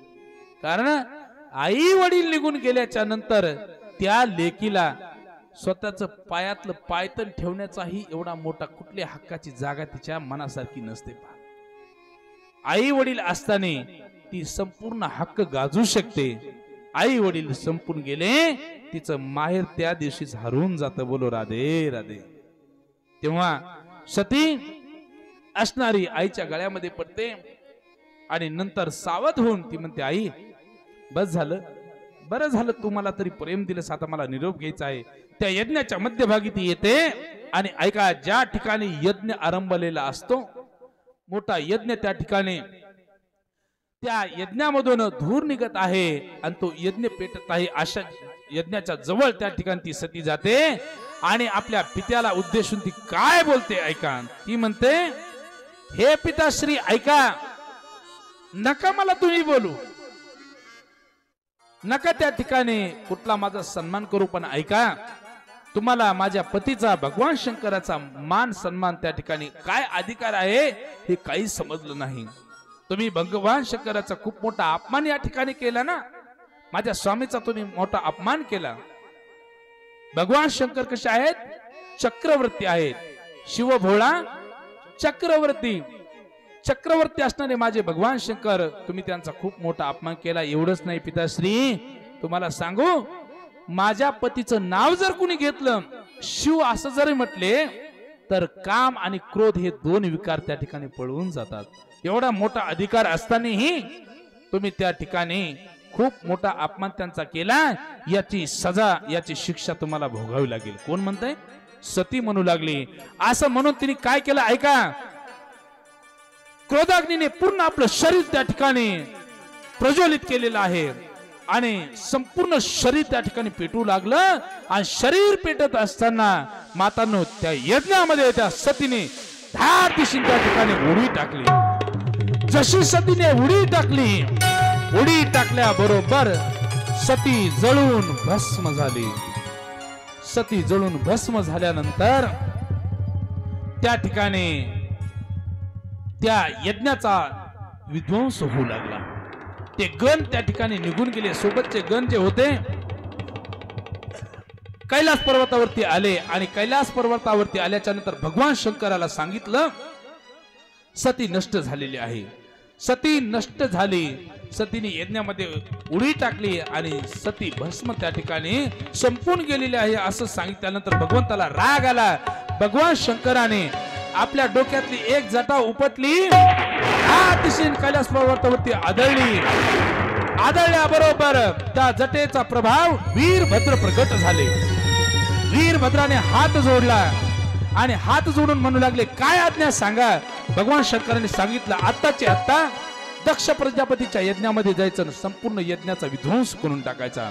वीरभद्र त्या ठिकाणी गेले. पूर्ण यज्ञाचा विध्वंस करत असताना दक्ष प्रजापतीचं शिर उडवलं आणि त्या यज्ञामध्ये टाकून दिलं. यज्ञ त्या ठिकाणी बंद झाला. आता यज्ञ बंद झाल्याच्या नंतर त्या दक्ष प्रजापतीचं धड त्या ठिकाणी पडलेलं होतं. सगळे ऋषीवर्य मंडळी एकत्र आले आणि म्हटले, हेच चांगलं असणार कार्य या ठिकाणी बंद पडलेलं आहे. हे कार्य बंद पडता कामा नये. म्हणून सर्वजण त्या ठिकाणी एकत्र येऊन विचार करू लागले. ब्रह्मदेवाला सांगितलं. ब्रह्मदेव त्या ठिकाणी आले. ब्रह्मदेवाने सर्व देवतांना एकत्र घेतलं आणि म्हटले, आपण भगवान शंकराकडे कैलास पर्वतावरती जाऊया, भगवान शंकराची आराधना करूया आणि भगवान प्रसन्न झाल्याच्या नंतर हा यज्ञ पूर्ण करू. यज्ञ बंद पडता कामा नये. म्हणून ब्रह्मदेव सर्व देवदेवता कैलास पर्वताच्या जवळ जातात आणि भगवान शंकराची दिव्य अशी आराधना करतात. कशी आराधना करतात ऐका. ओम नमः शिवाय, ओम नमः शिवाय, हर हर भोले नमः शिवाय, नमः शिवाय, ओम नमः शिवाय, हर हर भोले नमः शिवाय. टाळी वाजवा एक साथ, टाळी सर्वांनी. जय हो सर्व तरुण मंडळ, महिला मंडळ, पुरुष मंडळ. नमः शिवाय, ओम नमः शिवाय, हर हर भोले नमः शिवाय. वाह. नमः शिवाय, ओम नमः शिवाय, हर हर भोले नमः शिवाय. नमः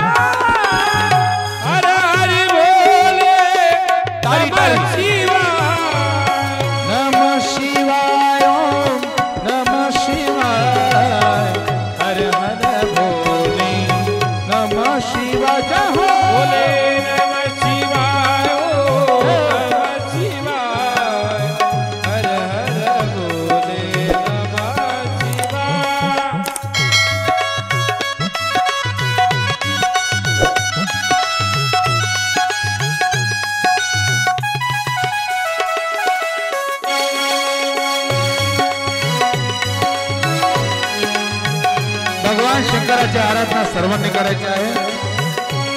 ओम नमः शिवाय, ओम नमः शिवाय, हर हर भोले नमः शिवाय, नमः शिवाय, ओम नमः शिवाय, हर हर भोले नमः शिवाय. ओम नमः शिवाय, ओम नमः शिवाय, हर हर भोले नमः शिवाय, नमः शिवाय, ओम नमः ताली, शिवाय, ताली, एक हर साथ. हर भोले नमः शिवाय. ओम नमः शिवाय, ओम नमः शिवाय, हर हर भोले नमः शिवाय, नमः शिवाय, भोले नमः शिवाय, हर हर भोले नमः शिवाय. पार्वती पते शिवाय महादेव. गोपाल कृष्ण भगवान की जय.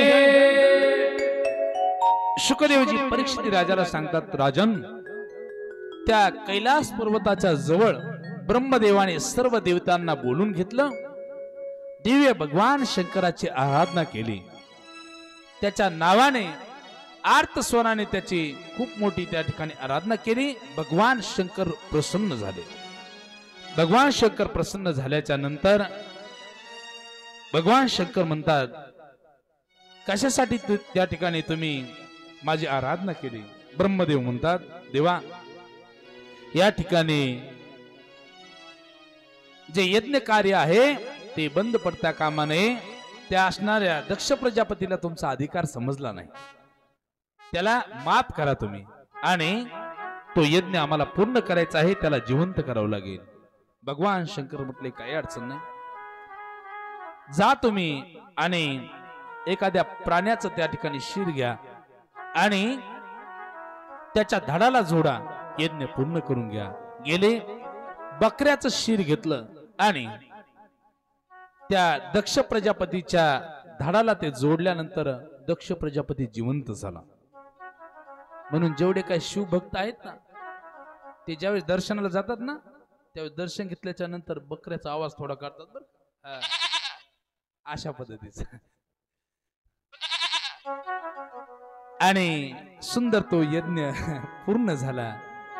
या पूर्ण कथेचं तात्पर्य काय आहे तर ऐका, आपण परमार्थ करतो, पण दुसऱ्याला कमी लेखण्यासाठी कधीच परमार्थ नसावा. बरं, हा, अभिमानासाठी परमार्थ करू नका. सुंदर चतुर्थ स्कंदामध्ये सतीचं चरित्र शुकदेवाने परीक्षित राजाला सांगितलं. आणि नंतर अर्थ पुरुषार्थासाठी आता ध्रुवाचं चरित्र आपल्याला बघायचं आहे. या ठिकाणी 2 खुर्च्या आणायच्या आहेत. इथल्या ज्या 2-4 महिला आहेत ना, त्यांनी थोडं थोडं असं बसायचं आहे. थोडीशी त्या ठिकाणी जागा सोडायची आहे. मनु महाराज आणि शत्रुपा राणी अगोदर खुर्च्या आणून ठेवा. बरं, आणल्यात ना? ओके, हा. आणि मी ज्यावेळेस सांगेल, जेव्हा ती झाकी ज्यावेळेस नारद महर्षी ध्रुवबाळ समोर येतील तेव्हा तुम्ही मागे बघायचं, तोपर्यंत मागे बघायचं नाही. नाहीतर इथे अजून कथेला थोडा वेळ आहे, लगेच तुमचं लक्ष मागे जाईल. असं करू नका. ऐका, मनु महाराज आणि शत्रुपा राणी यांच्या 3 कन्येचं चरित्र तुम्हाला मातांनो सांगितलं. लक्षात राहिलं सर्वांच्या? होय, सगळ्यांच्या लक्षात राहिलं.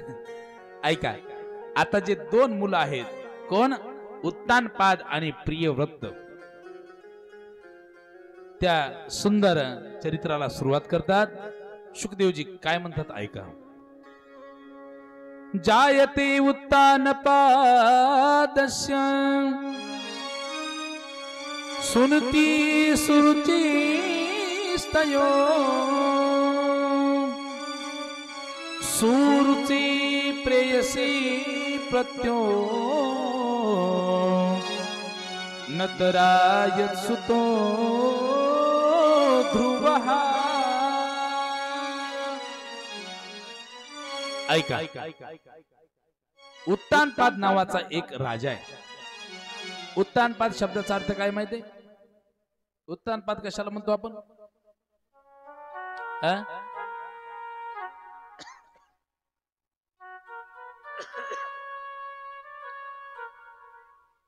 ऐका,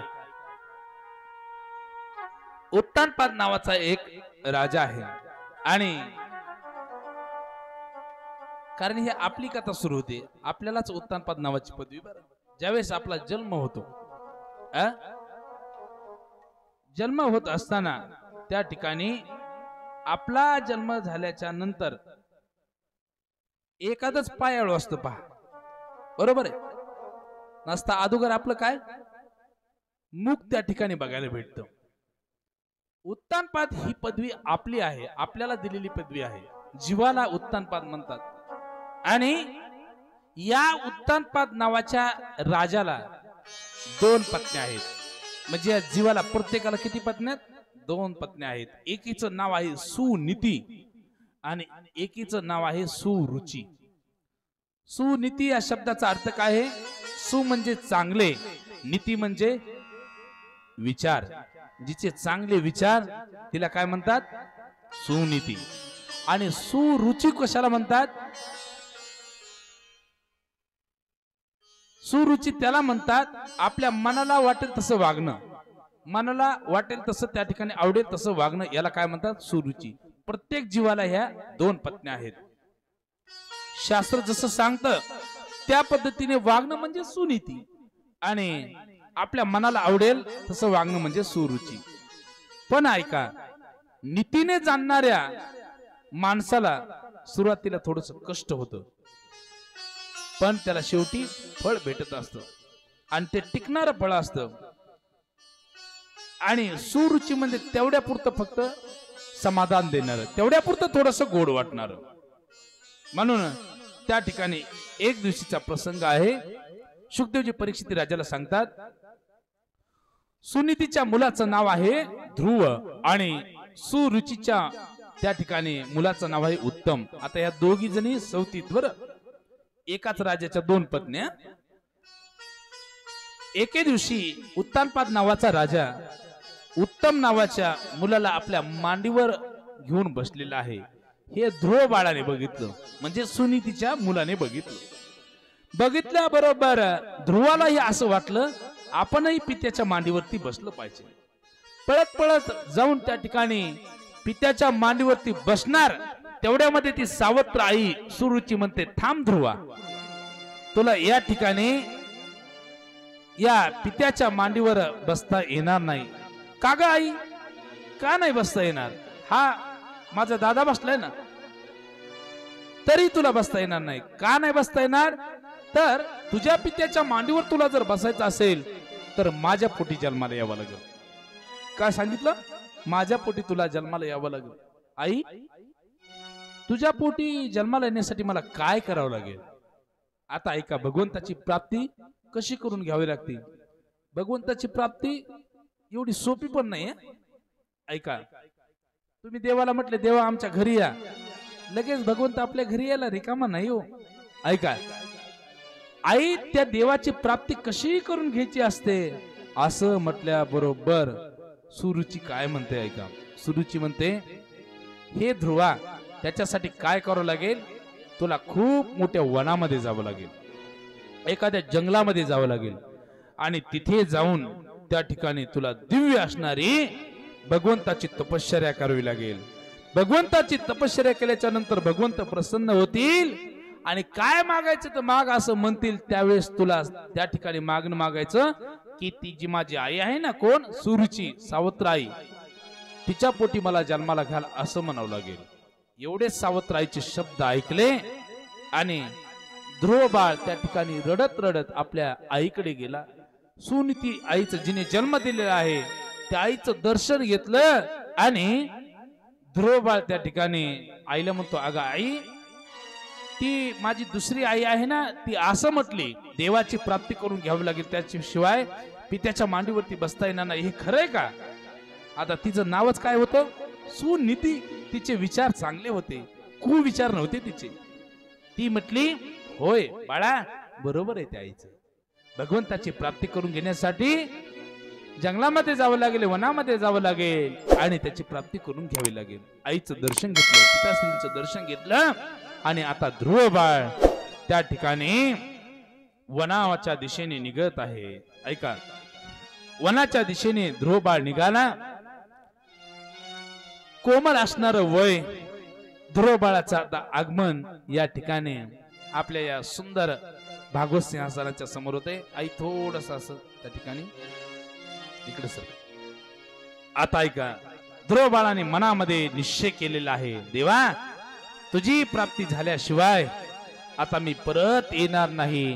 गावाच्या बाहेर ध्रुव बाळ निघाले आणि सुंदर त्या ठिकाणी आता भगवंताचं नामचिंतन करत करत त्या वनामध्ये कशी जातात ही सुंदर झाकी पात्र आपल्याला या ठिकाणी बघायचं आहे. ध्रुव बाळाला बरोबर त्या चटईपाशी एकदम कोपऱ्याला घेऊन यायचं आहे. सुंदर भजन करत करत ध्रुव बाळ इकडे स्टेज कडे येणार आणि मी सांगितल्याच्या नंतर पुन्हा नारद महर्षी नंतर येतील. आईच्या म्हणण्यानुसार या ठिकाणी दमादमानी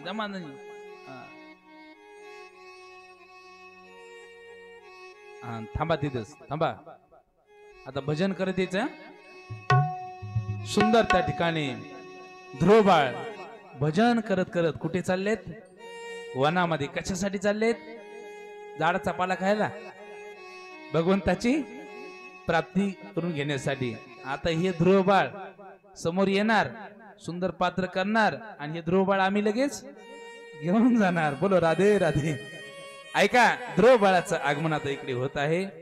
दिव्य त्या ठिकाणी आता भगवंताचं नामस्मरण ध्रुव बाळ करतायत आणि ध्रुव बाळ वनाच्या दिशेने आता येत आहेत. एकदम दमाने यायचं. येऊ लागले दमानी दमानी. नारायण नारायण नारायण नारायण नारायण. हरी बोल. नारायण नारायण श्रीमन्नारायण नारायण नारायण.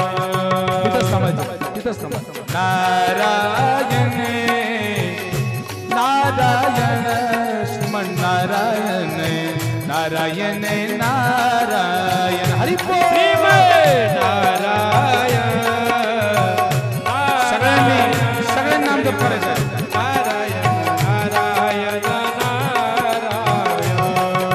ध्रुव बाळाच्या मनामध्ये वेगवेगळ्या कल्पना येऊ लागल्या. भजन करत असताना ध्रुव बाळ म्हणतात की आता मला भगवंताची भेट होणार आहे. सुंदर टाळी वाजवतात.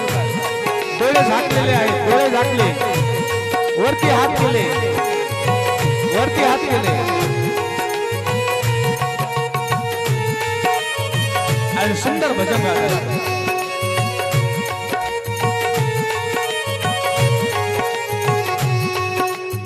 वनाच्या दिशेने ध्रुव बाळ निघाले.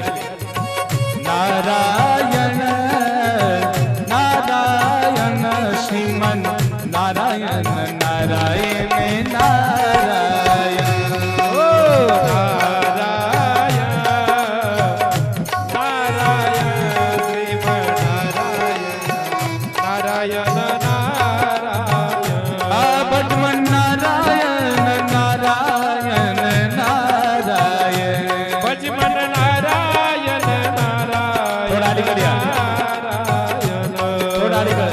नारायण नारायण नारायण. जीवन नारायण नारायण नारायण नारायण श्रीमन नारायण नारायण नारायण. हरी बोल.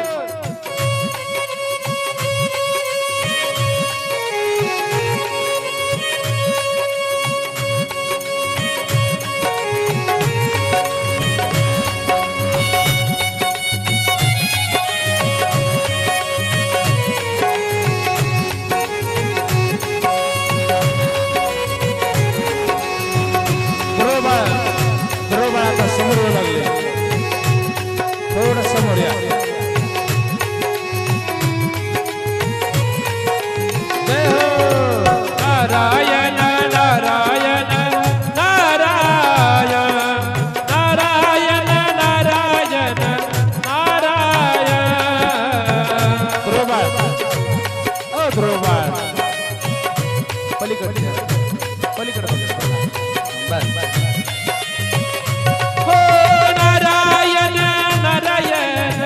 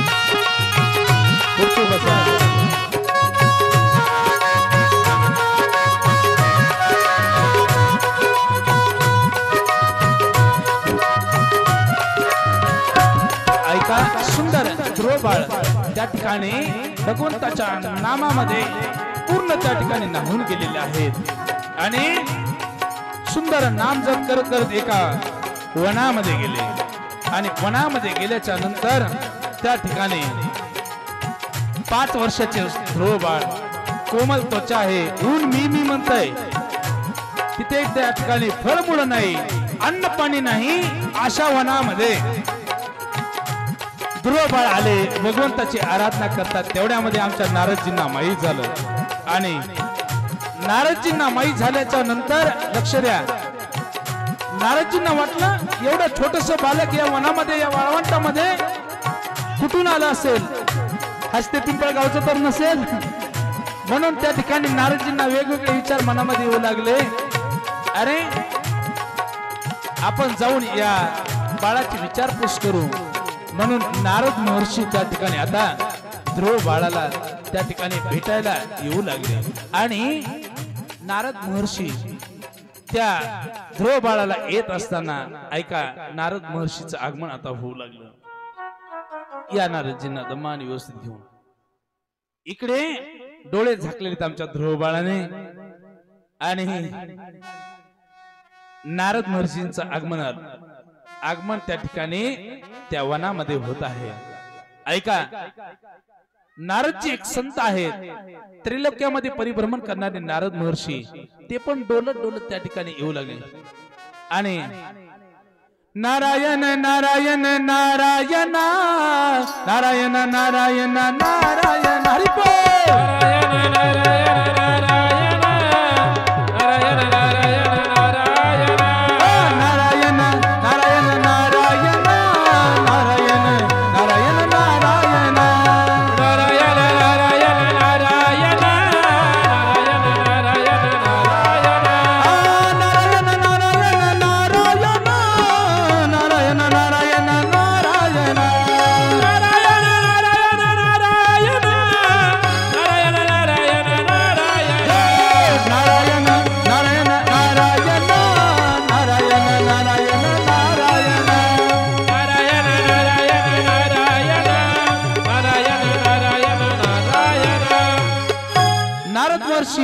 नारायण नारायण नारायण नारायण करत करत त्या वनामध्ये त्या ठिकाणी आगमन होतंय कोणाचं नारद महर्षींचं काय करा ही खुर्ची आहे ना ध्रुव बाळाची मध्यभागी नेऊन किती कोमल त्वचा आहे या बाळाची एवढं छोटस बाळ या वाळवंटामध्ये कसं आलं असेल म्हणून नारद महर्षी जवळ जवळ जातात आणि ऐका जवळ गेल्याच्या नंतर त्या ठिकाणी ध्रुव बाळाच्या एकदम जवळ जातात नारद महर्षी थोडस जवळ आहे आणि जवळ आल्याच्या नंतर ध्रुव बाळाला असा थोडा स्पर्श केलेला आहे आणि जागे करू लागले कोण नारद महर्षी ध्रुव बाळाला उठवा आणि ते म्हणते तू उठे नारद महर्षींनी ध्रुव बाळाला स्पर्श केल्याबरोबर ध्रुव बाळाने आमच्या डोळे उघडले लक्ष द्या डोळे उघडल्याबरोबर ध्रुव बाळ उठून उभा राहतात आणि उठून उभा राहिल्यानंतर दर्शन घेतात वा टाळी वाजवा आणि दर्शन घेतल्याच्या नंतर नारद महर्षी त्या ठिकाणी त्या बाळाला असं अलगद जवळ घेतात मला वाटतंय नारद महर्षीचं वजन कमी आणि ध्रुव बाळ जरा खात्या पित्या घरचे दिसते राजाच पोरग होत ते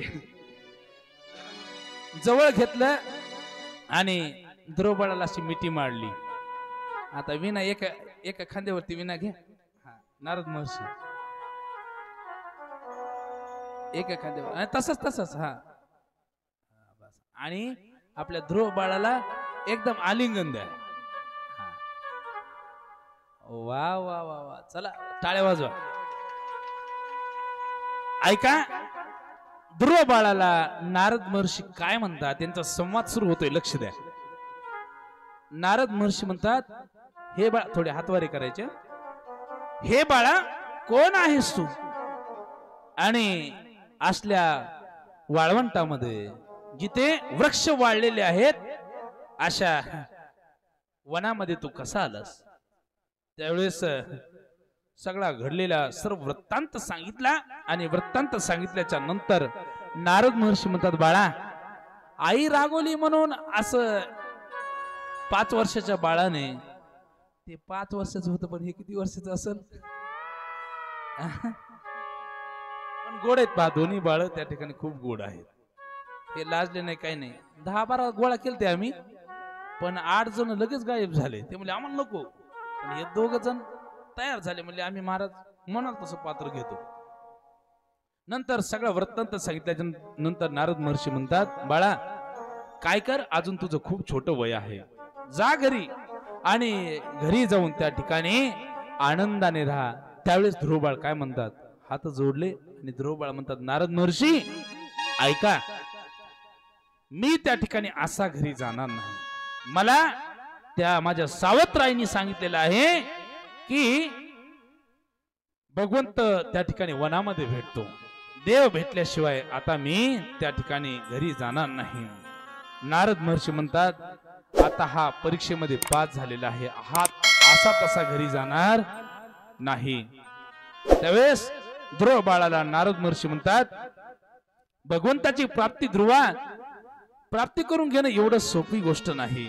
कितीतरी जन्म त्या ठिकाणी जातात तरी भगवंत स्वप्नामध्ये पण येत नाही. पहा, काही काही जणांच्या लगेच त्या ठिकाणी कस काय अंगात येतो, लगेच दर्शन कसा देतो हे मला अजून काही कळलं नाही. बरं, बोला राधे राधे.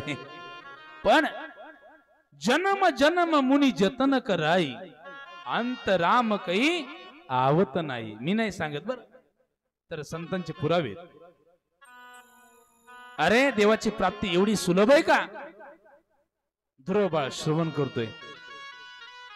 ध्रुवबाळ म्हणतो, नारद महर्षी देव भेटल्याशिवाय मी काय परत जात नाही, हाच नेम माझा, न फिरे माघारी. ध्रुवबाळ पुन्हा काय म्हणतो, देह जाओ आतबारा हो, देह जाओ आतबारा हो, देह जाओ आतबारा हो, देह जाओ आतबारा हो. नारद महर्षी, माझा देह गेला तरी चालेल, पण देव भेटल्याशिवाय आता मी परत जाणार नाही. पांडुरंगी दृढ भावो, पांडुरंगी दृढ भावो, देह जाओ आतबारा हो, देह जाओ आतबारा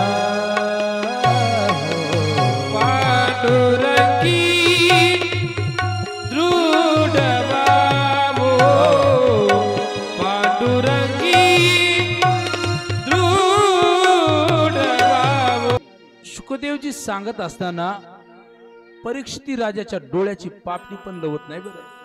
कारण अधिकारी पुरुषाचे लक्षण या ठिकाणी अनुभवायस मिळायला लागले. कुणाला? परीक्षिती राजाला.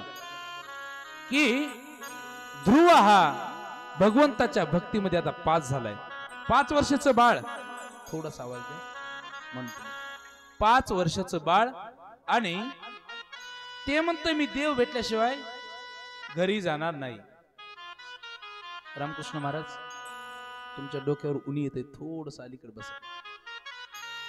ऐका, हे ध्रुवा,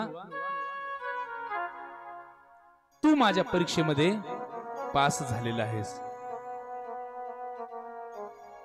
नारद महर्षी त्या भगवंताची प्राप्ती कशी करून घ्यायची याच्यासाठी सुंदर उपाय सांगतात. कोणाला? ध्रुवाला. हे ध्रुवा, यमुनेच्या किनाऱ्यावरती दोघांचा संवाद सुरू आहे बरं. ऐक ध्रुवा, यमुनेच्या किनाऱ्यावरती एक मधुवन नावाचं स्थान आहे. तुम्ही जर वृंदावनला कधी गेलात तर मथुरेच्या जवळ मधुवन आहे पाहे, सुंदर आहे, गेल्यानंतर जरूर बघा. वृंदावनला निधिवन आहे आणि मथुरेला मधुवन आहे पाहे. ध्रुवा त्या यमुनेच्या किनाऱ्यावरती मधुवन नावाचं एक स्थान आहे. अशा स्थानावर एकाग्र होऊन भगवंताचं स्मरण केल्याच्या नंतर भगवंताची प्राप्ती होते. सुलभ साधन सांगितलं. भगवंताच्या प्राप्तीचं सर्वात महत्वाचं साधन म्हणजे त्याच्या नामाचा, त्याचा जो मंत्र आहे त्या मंत्राचा दिव्य असा जप केला पाहिजे. आणि मी तुला एक मंत्र सांगतो, त्याचं स्मरण तू कर, नंतर तुला अदृश्य वस्तू दृश्य रूपाने दिसायला लागते. कोण सांगताय? नारद महर्षी ध्रुवाला. अदृश्य वस्तू दृश्य रूपाने तुला दिसू लागतील म्हणून दिव्य एक मंत्र दिला. कोणता मंत्र आहे ऐका. नमो भगवते तुभ्यं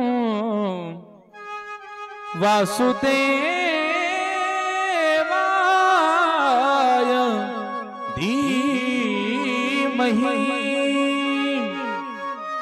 प्रद्युम्नाय अनिरुद्धाय नमः संकर्षणाय च. नमो भगवते तुभ्यं वासुदेवाय धीमहि. सुंदर जो गायत्री मंत्र आहे, ओम नमो भगवते वासुदेवाय, हा दिव्य असणारा मंत्र त्याला दिला. आणि नंतर आता ऐका. ध्रुव बाळ यमुनेच्या पाण्यामध्ये स्नान करतात आणि यमुनेच्या पाण्यामध्ये स्नान करून पिंपळाच्या त्या वृक्षाखाली बसतात आणि भगवंताच्या नामाचा दिव्य असा जप करतात, तप करतायत. कशी तपश्चर्या केली ध्रुव बाळाने ऐका. आपण एक दिवसाचा उपवास व्यवस्थित करत नाहीत, पण ध्रुव बाळाने कशी तपश्चर्या केली ऐका. थोडक्यामध्ये 5 मिनिटांमध्ये आपण बघूया. ध्रुव बाळ पहिल्या महिन्यामध्ये 3 दिवसाला एक कवट आणि एक त्या ठिकाणी बोरीचं झाड आहे ना, एक बोर खायचा. पहिल्या महिन्यामध्ये अशी तपश्चर्या सुरू केली. दुसऱ्या महिन्यामध्ये 6 दिवसानंतर जे वाळलेलं गवत आहे आणि वृक्षाचे वरून गळलेले पानं आहेत ते त्या ठिकाणी खायचे. दुसऱ्या महिन्यातली तपश्चर्या. तिसऱ्या महिन्यामध्ये 9 दिवसानंतर त्या ठिकाणी फक्त थोडस पाणी प्यायचं. हे ऐकायला कसं वाटतं श्रोते मंडळी? हे ऐकायला कसं वाटतं? महाराज फक्त आम्ही ऐकतो ते, पण ही कथा ऐकत असताना आपल्याला एक गोष्ट समजायला पाहिजे, देवाची प्राप्ती करून घेणं एवढी सोपी गोष्ट नाही. तुम्हाला वाटलं 7 दिवस मी कथा कीर्तन ऐकले म्हणजे देव लगेच मला भेटेल, नाही. बघा 5 वर्षाचा ध्रुव बाळ अशा पद्धतीची तपश्चर्या चालली.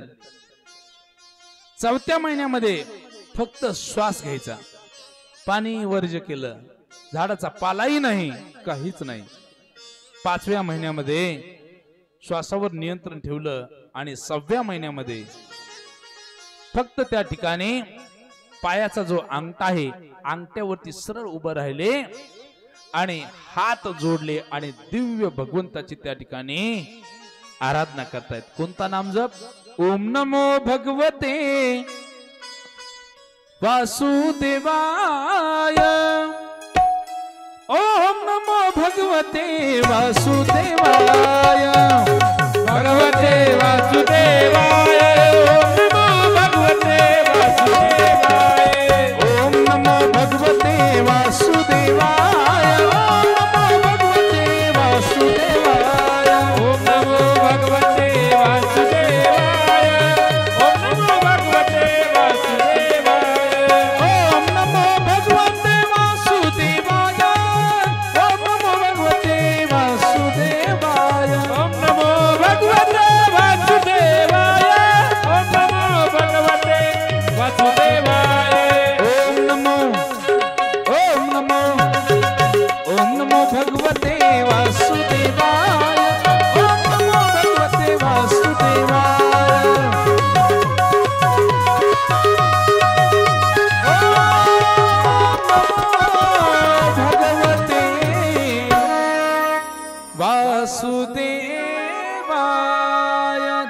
अशी तपश्चर्या सुरू केली आणि पायाच्या एका अंगठ्यावरती उभे राहिले होते. म्हणून काय झालं ऐका, त्या मंत्राचा प्रादुर्भाव, दिव्य अशी ती तपश्चर्या त्या पायाच्या अंगठ्याने श्रोते मंडळी पृथ्वी दबू लागली.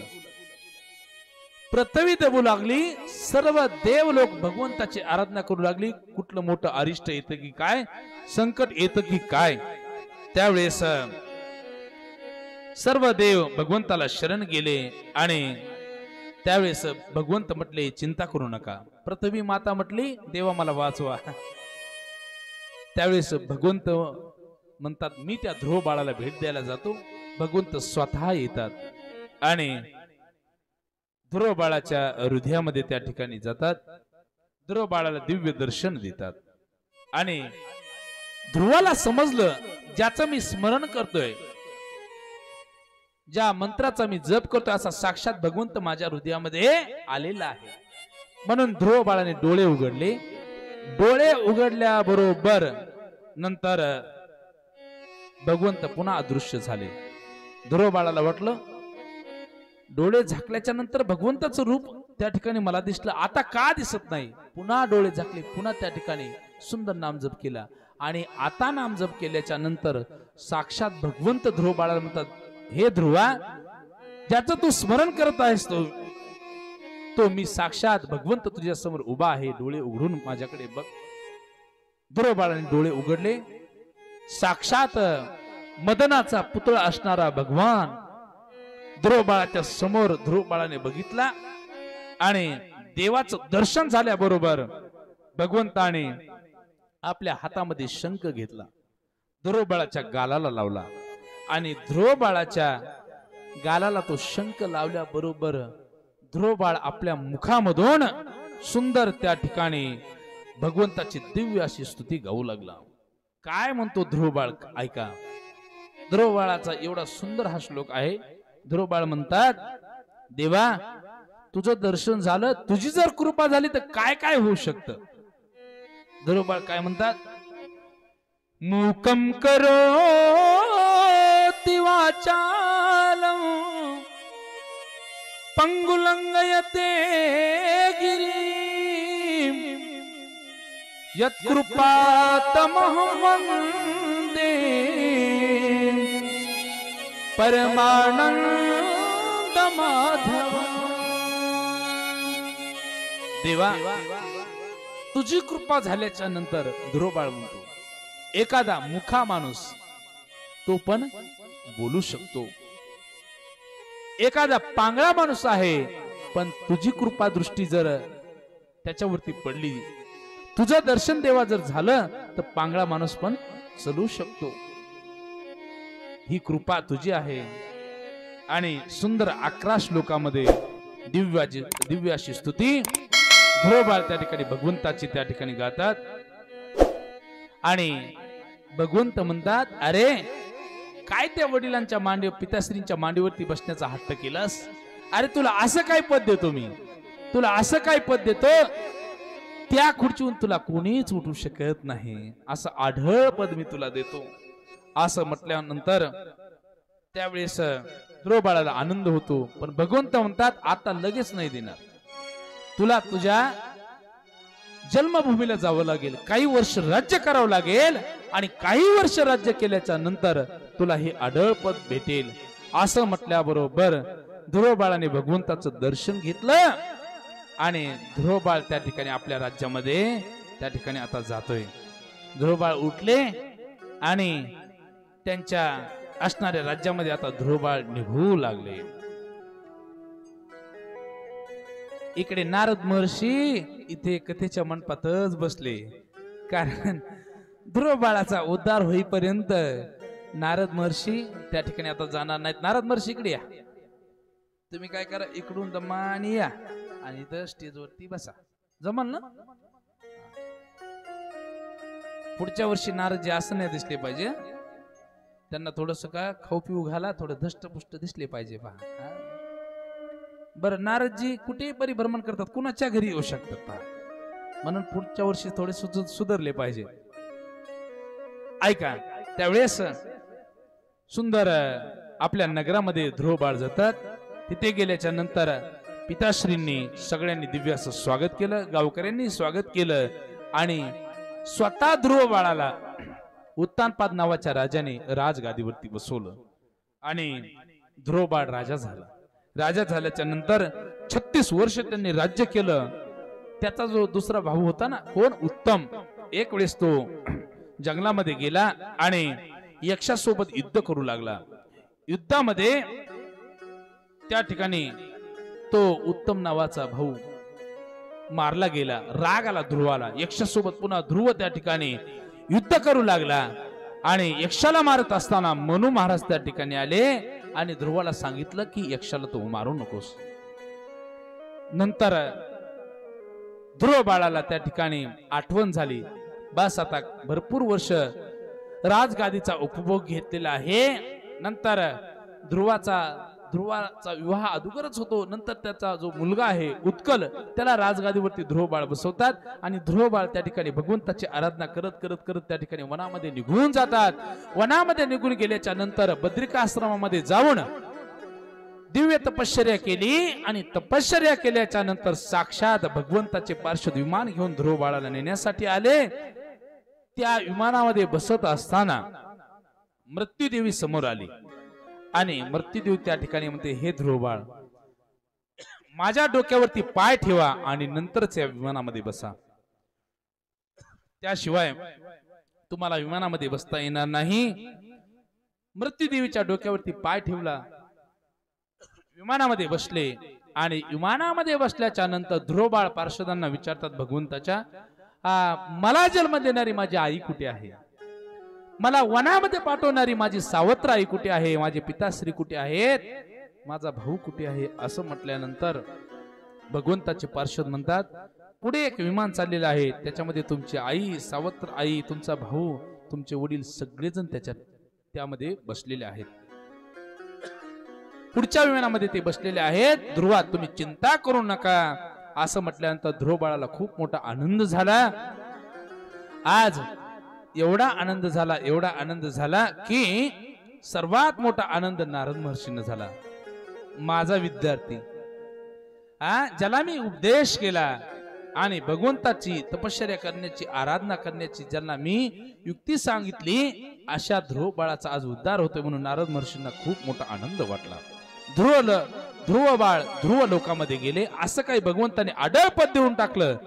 चंद्र सूर्य असेपर्यंत त्या ठिकाणी ध्रुव बाळाचं त्या ठिकाणी पद कोणी त्या ठिकाणी हिरावू शकत नाही. हे कशामुळं, ऐका.